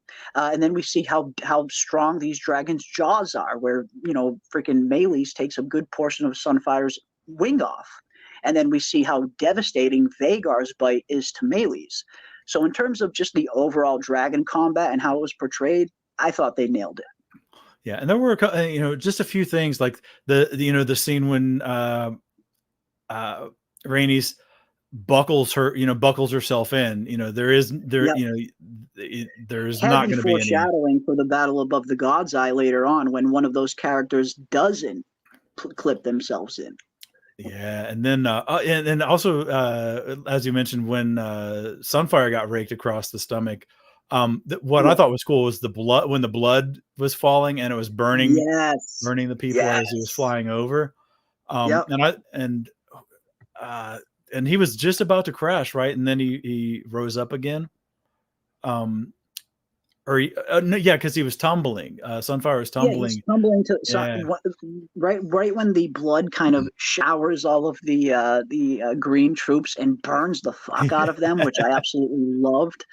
Yeah, Sunfire is just about to crash, but he kind of pulls himself out just before he hits the ground and kind of takes off. And then Melee's falls upon Sunfire right again, right after that, and that's when Vagar enters the fray. super cool. Yeah, super cool scene. And I mean, they really put a lot of it in there. And I'm one of those people like in shows like Transformers. Whenever there's like tumultuous action, and a lot of times, especially on the big screen, they'll substitute a lot of hectic action. But if I can't figure out what the heck's going on, then Yeah, it actually is counterproductive because I like zone out. But this one, having them do it one on one and then one on one, a great stylistic choice, by the showrunners to do Sunfire versus Melees and then Vagar versus Melees, because I think it would have, mhm, if they had done the book way, it still would have had impact, but it wouldn't have been nearly as cool. And they got a yeah, lot of mileage out of this. That was super they did. cool. I was Mhm. interested to see Melees do the same tactic against Vagar, the stomach rake, or the claw rake. But yeah, it Yeah, was so cool. And then just Dracarys and Rhaenys didn't really seem, she got blasted probably at a greater distance than than Aegon did. So she didn't really take too much, she didn't really get toasted. She still had and the stood yeah, on her face though. and there's a big difference in terms of how powerful those fires are. Like Sunfire's fire is nowhere near as powerful as Vagar's. Vagar's flames are far more powerful and far hotter. So I could definitely see why, at least Rhaenys was able to kind of shake off one of the blasts from Sunfire, with Sunfire being such a younger dragon. But Vagar, the size of Vagar, how old Vagar is, we know that the breath and the flame only gets more powerful with age. So yeah, Mhm. getting blasted by Vagar's flame is like getting hit with a damn nuke. It's like getting hit with Godzilla's freaking beam at that point, Yeah. compared to little bitty Sunfires. But no, I loved it. I thought it was very well choreographed. I thought Ryan Condal talked a little bit about, they really studied, and Alan Taylor really studied birds of prey and how birds of prey fight. And that's why we get that one scene in particular where Melees and Vagar, it's just Melees and Vagar left, and they're kind of flying towards each other. And instead of Melees letting loose her fire, she specifically tries to duck under Vagar and come up from behind her and use the claws. But unfortunately, Vagar catches Melees with her claws just as Melees is getting ready to pass under Vagar. So I thought that was very interesting. And Eve Best actually talked about this in one of her interviews, where she wanted to portray her dragon combat as a little bit more cerebral, not just flying off the handle and loosing fire at any given moment. That's why, if you notice, when Melees and Rhaenys are fighting other dragons in this episode, she doesn't really let loose her fire too often. Very rarely does she tell Melees Dracarys. It's Mhm. always attack Attack, Melees, yeah. because there's different forms of dragon attack, and again, that goes into the experience of the dragon and the dragon rider, and how deep their bond goes. And I feel like that was very much put on display in this episode, where we saw just how experienced Rhaenys was, but at the end of the day, she was just outmatched. But yeah, I loved it. I loved how they portrayed Melees kind of going in there and attacking and not just letting loose fire at any given moment. And Eve Best kind of compared it to Aegon and Aemon. They just want destruction. They just want maximum damage with every attack. Where Rhaenys is a little bit more cerebral on her attacks. So I love how they played it that way. I thought it fit both characters very well. Yeah, and again, I'm going to reiterate how satisfied I was that they did her well. They did Rhaenys well. They gave her, as good of an ending as you could have written into a story like that. So, thumbs up. I think so. Yeah, I think so. Yeah, and that's part of what makes this a 9 out of 10 episode. I think is they did her good. They did her true. It was good. It was good. I do think she had a proper ending to her story. And again, she had that chance to flee. She easily could have left the battlefield right after Sunfire gets hit with Vagar's blast. Melees and Rhaenys are a good deal away from Vagar, and Melees is way faster and way swifter than Vagar. Vagar never would have caught her. If Rhaenys and Melees did want to escape, they easily could have. But I love that scene this scene right here in particular, where Rhaenys thinks about it for a second and says, nah, screw this. I'm going to turn around and I am finishing this right now. And that's how Eve Best kind of described it when she was asked in particular about this scene. She played it as, yes, Melees and Rhaenys easily could have escaped. They easily could have made it back to Dragonstone unharmed. But for whatever reason, Rhaenys just thought, screw it, let's finish this now. And that's kind of the mindset that Rhaenys has. That's why I kind of say that she really is the true blood of the dragon. And I feel like she showed that in this episode, definitely. Yep. Oh yeah, absolutely. And I mean, we saw that. I mean, it was said that like Eric's could have outrun Vagar if it hadn't been raining. Yeah. When he ate Luke. But so in this case, there's no doubt that Melees could have outpaced. But and somebody in the chat had mentioned though, Aemond wanted a dragon fight, so they felt like he would have chased her. She could have taken a win though. I mean, she took out Aegon and his dragon. That would have been, counted as a win if she got back to Dragonstone, easily. Crashed the king and his dragon, and we know the Greens. I mean, that's part of it. The Greens have fewer. I mean, other than they have the bigger. They have the biggest one with Vagar, but they have fewer. And if they take out one of those, because Dreamfire is not reliable because of Helena is not reliable. Then adding in the dragon seeds also. Dragonstone is going to have a huge advantage numerically. So yeah, she could have retreated to Dragonstone, had a huge win, taken out Aegon and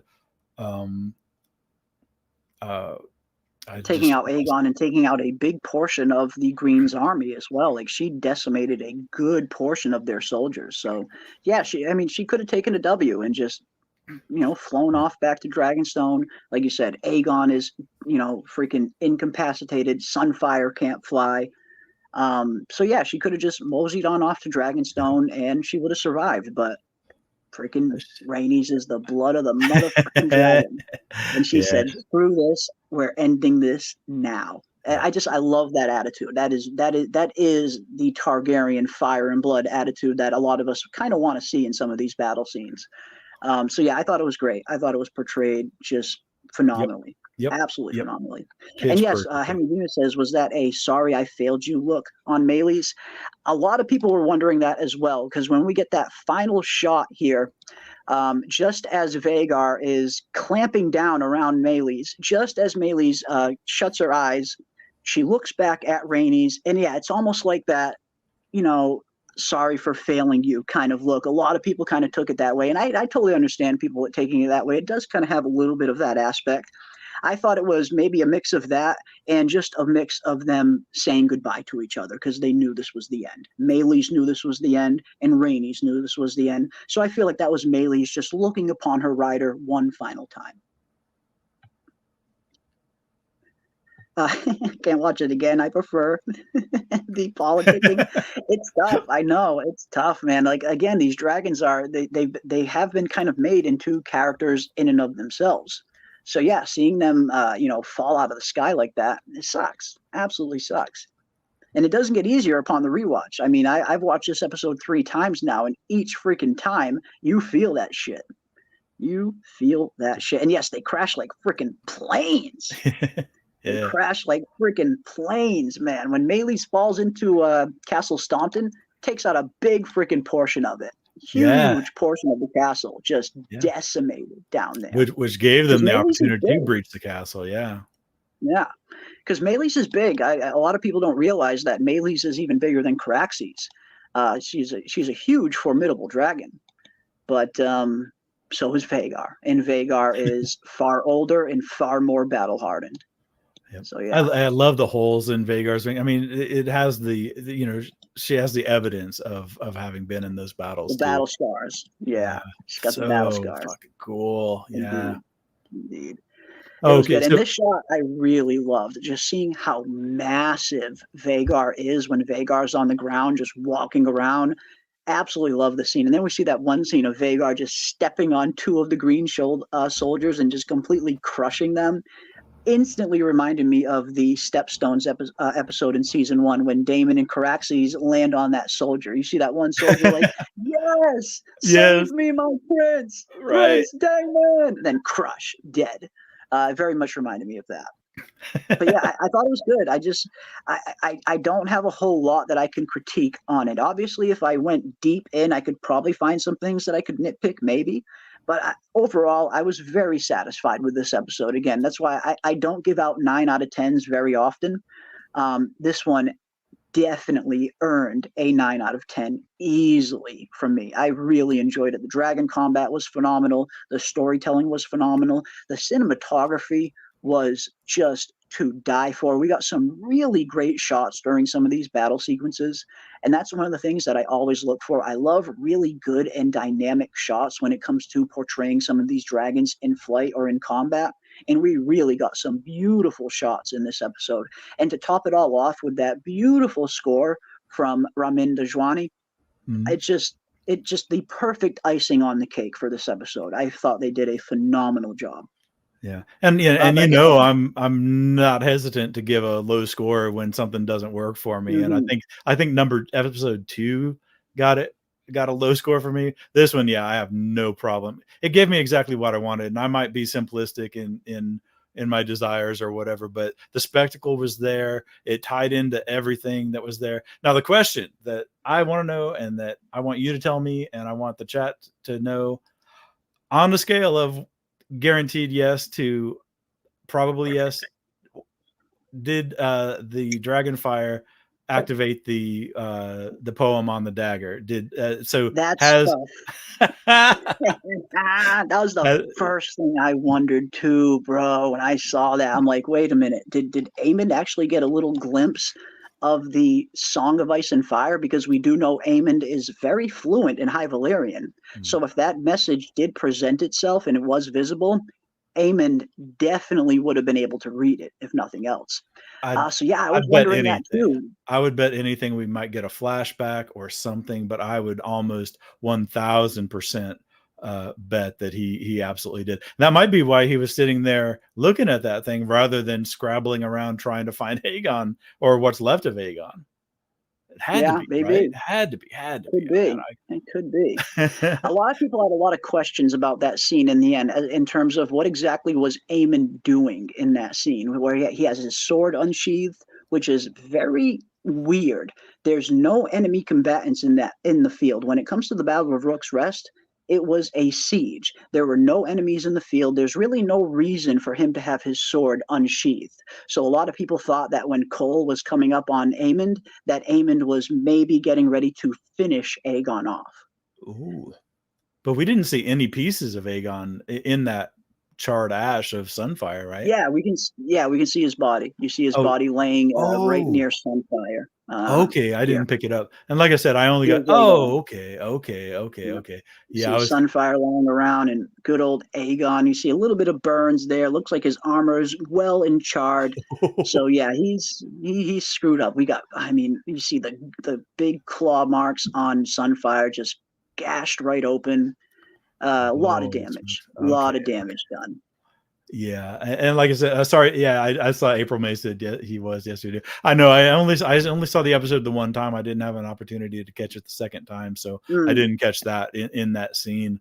But no, super cool. And we will see. Sunfire eats the charred bodies of the the dead, because he can't fly. Sunfire is unable to fly, at least for now. Yeah. He'll be eating the charred bodies, and then they'll post a detail of Cole will post a detail of people to continue to bring him sheep and goats, I think, to feed him after the supply of corpses is exhausted. And hopefully one day he'll get his energy back. We'll see. Maybe. I guess we will see how exactly will Sunfire the Golden, that splendid golden beast as is described in the books, how exactly will they return and recover from this? Again, we know what happens in Fire and Blood in terms of Sunfire being just grounded at this point. Sunfire can't fly. They can't move the dragon because it's a little too big to move. So Sunfire effectively stays in the fields of Rook's Rest with a small garrison left behind to protect the dragon while it heals. And then I guess it's going to be interesting to see what happens to Aegon going forward and how that is all going to shake up. Now, we do know, at least on the show, Maelor does not exist, and Aegon's only heir has been killed in Blood and Cheese. So this effectively puts Aemond the next in line to the throne, which is something similar that happens in the book as well. After Aegon takes his plunge and becomes incapacitated, Aemond does step up and he becomes the Prince Regent. He never styles himself king, but he does become Prince Regent, and he is technically in charge now that Aegon is incapacitated. And it looks like they're going a similar route on the show. I get the feeling we will probably start to see Aemond in the next episode take up the abilities as protector of the realm and leader of the army. Yep, and they were very explicit to state that he did not style himself king. That he, like you said, he did take on Prince Regent. Only, and there was no guarantee. I mean, because Aegon, as we could see, is pretty well wrecked. There was no guarantee that he would ever regain his capacity. But for being a heartbeat away from the crown, essentially, for all that time, even prior to the Rook's Rest. When it's finally in his grasp, it seems like. Do you think like Aemond seems to like have a respect for the process, or? I don't know. I guess that's going to be interesting to see. I think Aemond he's just one of these characters where we saw his motivations in season 1. He very much felt like he was the more worthy of the two. Definitely felt like he would make a better king. It's going to be interesting to see him take up this mantle and how exactly he handles things going forward. How is he going to handle the war effort? Are the Greens going to all of a sudden start getting much more aggressive in their attack strategy? How exactly are these things going to play out? Those are the things that I look forward to just as much as the dragon battles themselves, is the aftermath of these events. So I can't wait to see where Aemond goes from here. And I think it's going to be fun no matter what he does, because he's top dog now. Right. And with Sunfire sideline, they're gonna have to bring in Darren the Daring and Tessarion. Because Tessarion was small too, right, in the book at this point. Yeah, Tessarion is another kind of small dragon. Tessarion is basically one of those dragons that it's big enough for combat, but certainly one of the smaller dragons that is out there in the field in terms of size and power. Tessarion is still a relatively young dragon, but big enough for Daeron to mount him and ride into combat. Okay, yeah, I think that's what I took away from it. That it was, he was good. He was still a dragon. He could still, if somebody didn't have a dragon opposing him, he's definitely, that's definitely a force multiplier. But it'll be interesting to see how they handle all of that stuff, and bring it in. This is pretty interesting as well from the Dark Knight. I actually like this. I was thinking, what if there's a parallel between Vizzy and with his gold mask in season 1 and Aegon with his Darth Vader burns? That's very interesting. It is described that Aegon does, a good sizable portion of his body is covered in burns. So could we potentially see some burns on Aegon's face to the point where he has to wear a mask like his father did? That's pretty interesting, Dark Knight. I would actually like to see that. That'd be pretty cool. I think that would be pretty cool. I like that. Will Aegon remember what happened to him when he wakes up? I believe he will. I believe he will, and here's why. They talked a little bit about this. Well, the actor that plays Aegon, Tom Glencarney, talked a little bit about this in the behind the scenes feature, where he describes this as when that scene happens, when Aemond lets loose Vagar's fire with no regard as to what happens to him. For Aegon, he took that scene as all of his worst fears about Aemond are coming true. Because, it seems like yes, they're brothers, but they also have a very complicated relationship and a very complicated past. And it seems like there was always a portion of Aegon, a part of Aegon that is afraid of his brother, that is afraid of Aemond. And in this episode, that is how Aegon, well, the actor playing Aegon, that is how he described it. That in that moment, in that scene, that was basically Aegon's worst fears about Aemond coming true. So yes, I definitely think he will remember when he wakes up, and I do think he will wake up. I don't think he's dead. Again, based on what we know about Fire and Blood, Aegon and Sunfire both still have a lot to do in terms of story. So I do think they both will eventually survive and claw back into the game. And I do think Aegon will remember. But that's going to be very interesting to see when Aegon does make a recovery, how exactly is this going to affect his relationship with Aemond? Because as far as Aegon is concerned, this was the confirmation of all of the worst fears that he had about Aemond coming true in that moment. So I do think he will remember. I think he'll remember. Yeah, and that's something. I mean, that's something that will be up to the writers to do to really flesh it out, because a lot of it isn't specifically stated, in the book and whatnot. So again, we're gonna have to put a lot of faith in the writers to develop this. I think you very well may be right, though. It'll just definitely serve the story for him to remember, and even if he doesn't let on early on that, even if he doesn't let on that he remembers, there's always that, that moment of revenge. That might be the one time that he does use patience and restraint, is to not tip his hand immediately to Aemond and let him know, Yeah. and wait for that revenge, Yeah. that sweet, That final sweet revenge. Yeah. Best served cold, or maybe sometimes it's best served hot if you have a dragon. But yeah, no, I definitely think he will remember. I think he'll remember everything about it, and I think again that's it seems like that was his worst fears made manifest about Aemond. And yeah, as Jess points out, I would love to see Alicent try to boss Aemond around. Yeah, Aemond and Aegon are two very different people. Yes, and even though Aegon was coming out of Alicent's control, I think she'll have an even tougher time controlling Aemond. I think so. Where's Mushroom? He is the one in the books to bring up the dragon seeds. I don't know if we're going to see Mushroom again.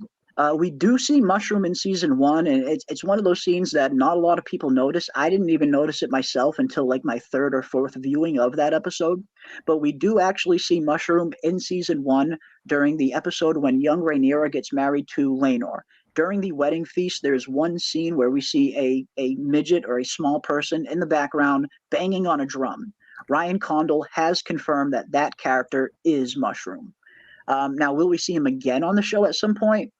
I'm not really expecting to see him. I'm not really expecting to see Mushroom. I think I'll be a little bit surprised if we do see him again. Maybe we'll see him in like a background scene like we saw him in season 1, just like as an extra.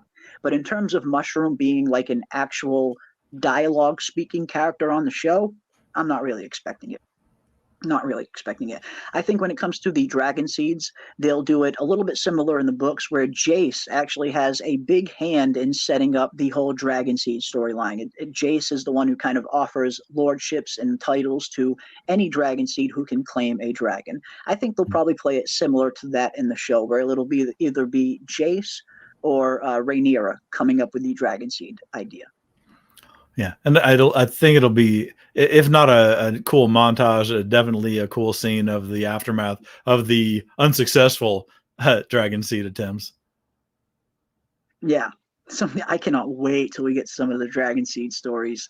That is going to be fun. There's some carnage that happens during the red sowing, as it's referred to in the book. I can't wait. I have heard some unconfirmed reports that we will be getting some heavy Dragon Seed storyline action right around episode 7, from what I heard. But if we look at the trailer for next week's episode, it almost looks like we saw that scene of Hugh Hammer, Ulf the White, and another character seated at a table with Rhaenyra at Dragonstone. So I'm looking forward to seeing that scene. Really looking forward to seeing how the whole Dragon Seed idea comes up as a whole in the show compared to in the book. But yeah, I think we're going to have some really fun Dragon Seed stories. I feel like they've set up the Dragon Seed characters pretty nicely, which again, it's really a shame that we haven't seen any Nettles up until now, and we might not see any Nettles at all, apparently. But at least Hugh the Hammer, Ulf the White, and Adam Hull, they've all been set up pretty well. They've had some pretty good setup for them as characters so far. And in particular, Adam's brother Alan had a really good scene in this episode with Rhaenys. I thought that was one of the better scenes where Rhaenys totally knew that this was Corlys's son. She totally knew. Yeah. And she didn't seem to, I mean, it's not like she didn't seem upset about it, but she almost seemed more upset at Corlys for not acknowledging him. Mm-hmm. Yeah. And yeah, I said, like, why that. didn't you give him like titles or whatever? Yeah. And I think that just goes back to Corlys didn't want to disrespect Rhaenys. I think Corlys doesn't acknowledge Adam and Alan in the book until after the Battle of Rooks Rest, because it seems like he probably didn't want to insult Rhaenys. But after Rhaenys dies in the book, Corlys instantly starts recognizing Adam and Alan of Hull and even elevates them from Hulls to full-on Valerians. So I'm looking forward to seeing where that storyline goes on the show. How will Alan, Adam, and Corlys kind of come together on the show? But at least we did get confirmation so far that Alan and Adam seem to be the sons of Corlys, and even Rhaenys knew it. Yeah. And now Corlys, even when he elevated them into full Valerians, he did it like under the auspices of them being Laenor's, though, still, right? He didn't actually claim them as his own. In the book? Right. Yeah, he doesn't even acknowledge them until after Rhaenys dies. And yeah, the rumor is that they are really Laenor's children, but I think we all know that's not the case. Right. Yeah. No, that was another great scene. I mean, they really stacked up the scenes with Rhaenys, like very poignant scenes building up to her final demise. Yeah. All the stuff she did last episode with Rhaenyra, and then this one, just quality all the way around. It was just good storytelling, and I feel like this is exactly the kind of episode the House of the Dragon fandom really needed. We really needed this just absolutely kick-ass episode to really kind of light those fires again. Not that the fires were going out by any means, but again, there have been some kind of pacing issues in those first 3 episodes. I feel like this episode was paced beautifully, and the battle was set up and executed beautifully as well. So yeah, this was definitely the episode that we've all been waiting for, and I feel like it did live up to expectations for the most part. Oh yeah, and it gives us a taste of what is possible. So if we have 3 episodes of build up again because there's 8 in this season, right? 8. Yep, 8 episodes this season. Yeah, so we are halfway done already. God damn it! Amazing. I can't believe we're already halfway done. What the frack, man? Don't say it like that. No, I know. But no, I do think the rest of the season from here on out will definitely have a much different tone and pacing compared to those first 3 episodes. Now that the Dance of the Dragons has officially kicked off, we are going to see things continue to pick up pace. There are a lot more battles to come, a lot more battles that are even bigger than the battle that we just saw, far bigger actually. So yeah, I do think the dance is going to be kicked into overdrive from here on out. We got a lot of fun stuff. To get to. Mm-hmm. I love it. But yeah, I guess before we get ready to close it down, I want to get everybody's ratings, just like we usually do on these streams. I want to know what you guys thought of Season 2, Episode 4 of House of the Dragon, the Red Dragon and the Gold. What exactly would you guys rate this episode out of 10, with 1 being horrible and 10 being perfect? Where would you guys rate this episode? Now, me, you guys know I already said earlier, I give this episode a 9. This is the first 9 that I've handed out in a very long time for a TV episode for any series. And I feel like it earned it. I feel like it really earned a 9 out of 10. I don't give out 10s hardly ever. I feel like, 10s are reserved for, something like Baylor season 1 episode 9 of Game of Thrones. That's a 10 out of 10 episode for me. Blackwater season 2 episode 9 in Game of Thrones, the Battle of Blackwater Bay. That's a 10 out of 10 episode for me. And I feel like this was just about as good, almost just as good as that. But yeah, I give it a 9 out of 10. I absolutely loved it. I thought it was a great episode. I thought the dragon combat was portrayed as well as you possibly can portray dragon combat, in terms of them utilizing all of their weapons, not just seeing dragons blast off fire, every time. We saw dragons actually fighting like birds of prey, and I really appreciated that aspect. Seeing the dragons utilize their teeth, seeing the dragons really utilize their claws. I enjoyed all of it. Definitely 9 out of 10 for me. But what about you, Ravener? What do you give this one out of 10? Absolutely, man. I'd been a little harsh earlier on when it didn't do it, but this one scratched the itch for me. It gave me the buildup was there. I knew something was coming, and the thing is, how many times have we been excited about something and then seen it just not live up to this one? This one did it for me. This one scratched the itch. It gave me, like you said, the action. The thing is, it was clear. It was organized. It was, strategic. It was, still a battle, but it wasn't, unbridled, shaky screen, weirdness or whatever. I enjoyed it immensely. And, I'm seeing a lot of 10s, and dude, it makes me so happy that you guys are enjoying it. If you guys I love it. Don't, just because I gave it a 9, don't feel influenced by that. If you enjoyed it with a 10 level of 10, freaking awesome, man. It makes me so happy when people just love something, when it really when it hits all the spots for somebody. Awesome, man. Fantastic. Yeah, I'm glad. It seems like everybody's really enjoying it, and that's great. And if you did enjoy it, that is totally fine as well. If you thought this episode was a 2 out of 10, that is totally cool. Everybody's opinion is welcome here. We want to know what you guys think, and that is it. We love hearing what you guys have to say about these episodes. Again, Raver and I can get on here and talk for hours on end, which would be very fun, but I always want to get the chat's take. I love knowing what you guys think about these things. I genuinely want to know what you guys liked, what you didn't like. That's why I very much look forward to these discussions. And I can't thank each and every one of you for coming back week after week and hanging out with us, and so we can have these fun discussions. I very much appreciate each and every one of you. We got Henry Bemis is giving it. If you're catching it on a replay, if you're listening to it, the next day or whatever, don't restrain yourself. Leave a comment in the comment section later or whatever else. We're glad to listen to it and check it out and see what you guys, your additional input. But yeah, I know you've got a lot more avocado ratings to. We got a lot of avocado ratings. I love it. I absolutely love it. We got a 9 out of 10 from Henry Bemis. We got a 9 out of 10 avocados from Ravener. We got a 10 out of 10. Awesome. I love seeing those 10s. We got another 10 out of 10. We got another 9 out of 10. Another 10 out of 10. Another 9.5. Another 9 out of 10. Another 9.5. Absolutely. I'm glad that you guys really enjoyed the episode. That is awesome. We got a 9 out of 10 from Tyler. We got a 10 from the Duck Knight.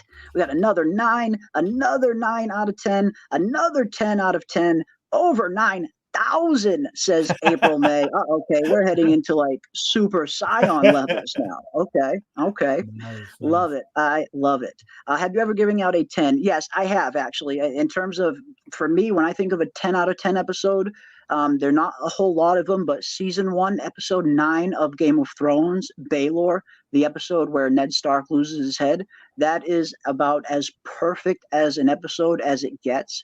That I give a 10. And I also give a 10 to the Battle of Blackwater Bay, season 2, episode 9. Those two, just off the top of my head, those are two that I definitely give a 10 out of 10 to. Some of my favorite episodes of TV that I've ever seen. But we got some more nines. I love it. We got another 10 out of 10, another 9, another 9. Love to see it. Duck Knight says, best battle ever. Alice was creepy. Aemond burning his brother was shocking. It had it all, didn't it? This episode really had it all. Mystery, intrigue, action, deception, betrayal, everything. It really had a little bit of everything. I loved it. Another 9 out of 10 from our awesome pal, Jinjin. I love it. We got another 10 out of 10. We got a 9.933333 from Jamie Bone. Hell yes. I love it. I love it. Got a 9 from our pal, Kiwi Skirt, the mod extraordinaire. Thank you so much, Kiwi, for everything that you have done for this channel and for our Discord. You really are the shining example. We got in Game of Thrones, The Long Night, and Beyond the Wall are 10 out of 10s for me. Awesome. Awesome. I love to hear that. We got an 8.5 from Buddha Bear. Awesome. Awesome stuff. I like it. I like it. Well, it looks like most of you really enjoyed the episode, and that is great. I'm really glad that a lot of you enjoyed it. I really enjoyed it myself. Again, I feel like there was a lot of hype surrounding this episode. There was a lot of expectations for this episode to deliver. And I feel like for the most part, they did meet those expectations. And it must be very stressful whenever, especially when you are in Alan Taylor's shoes, who was the director of this episode. He knows the source material. He knows these stories. He knows how important this episode was. So to not let that pressure get to him and for him to be able to execute such a phenomenal episode, again, I really got to tip my hat to Alan Taylor, the director. I really have to tip my hat to the visual effects team. They just were shining in this episode. And of course, Ramin Djawadi, the composer, the score, the music in this episode was phenomenal. Everything was great. We really got a little bit of everything. And I cannot thank each and every one of you enough for hanging out with us this evening. If you haven't already, I did put up my Season 2, Episode 4 Ending Explained video that is up on the channel right now if you want to check that out. I am also working on a Curse of Harrenhal video that I should have up within the next few days. I am going to go very, very deep into the Weirwood mythology, into Alice Rivers and her connection with Daemon, the potential Curse of Harrenhal and how it got started, the Weirwood Grove, all of it. I have a very, very fun Curse of Harrenhal video that I am working on right now, and hopefully I should get that out within the next few days. So definitely keep an eye out for that as well. And of course, we will be live this Saturday and Sunday again for our House of the Dragon Season 2, Episode 5 pregame shows as we finally get to see the aftermath of the Battle of Rooks Rest and see where all of these pieces are going to fall into place after seeing what we just saw. So I loved it. I thought it was absolutely great. And I want to give a big shout out to everybody who had a hand in this. But of course, the biggest shout out goes to all of you in the chat. I can't thank each and every one of you. You guys have been so supportive of the channel. You guys have had such awesome discussions, such awesome comments and questions. I love it. I cannot thank each and every one of you enough. I genuinely really look forward to doing these streams every week. I love getting in here and talking to Song of Ice and Fire with everyone. So just from the bottom of my heart, I cannot thank each and every one of you enough. You guys have been so supportive, and that really does mean the world to me, and it is something that I will never forget.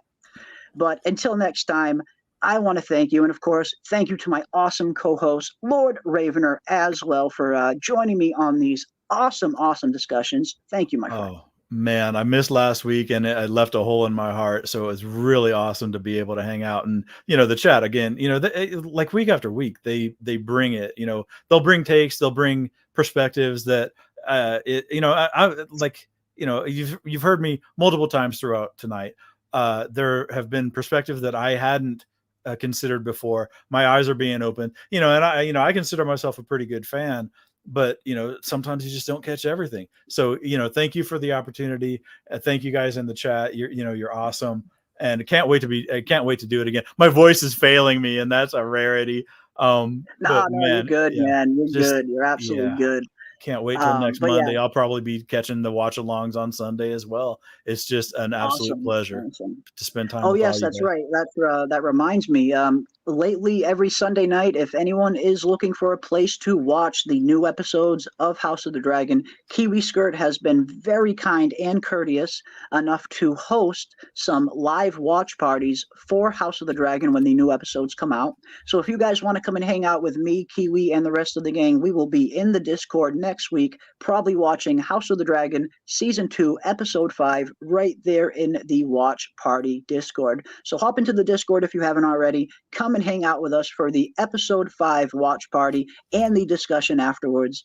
But again, big thank you to each and every one of you. I can't thank you all enough for all the support you guys have shown the channel. It was just last week that the channel crossed 17,000 subscribers, and here we are a week later. We are already past 18,500. I can't thank each and every one of you enough. There's been so much support, and you guys really are the best. This is the coolest, the absolute coolest chat in all of YouTube, and I really can't thank each and every one of you enough.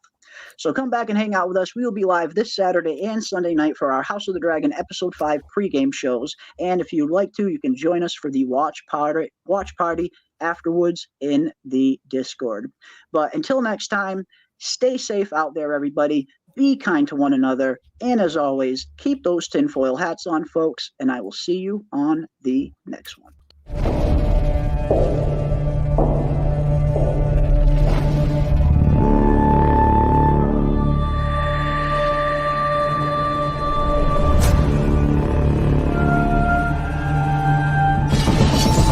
Gods. Kings.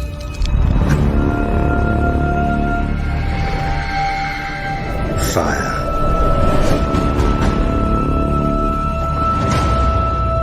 And blood.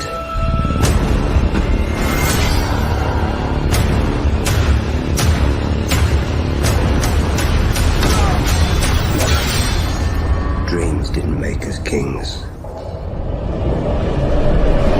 Dragons did. The threat of war looms.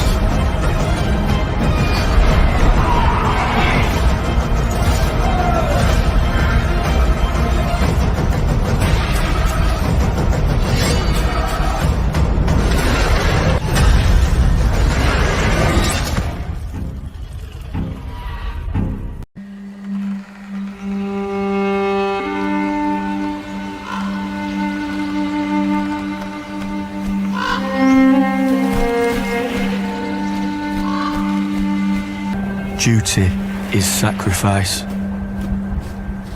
It eclipses all things, even blood. All men of honour must pay its price. North owes a great duty to the Seven Kingdoms, one older than any oath. Since the days of the first men, we have stood as guardians against the cold and the dark. But my ancestor, Torrin Stark, began a tradition by making an offering at the onset of winter. 1 in 10 men from our household was to be chosen to fortify the watch. This is not a sentence, but an honour. A duty embraced by all who serve the North. Even by mine own kin. The North must stand ready. Winter is coming.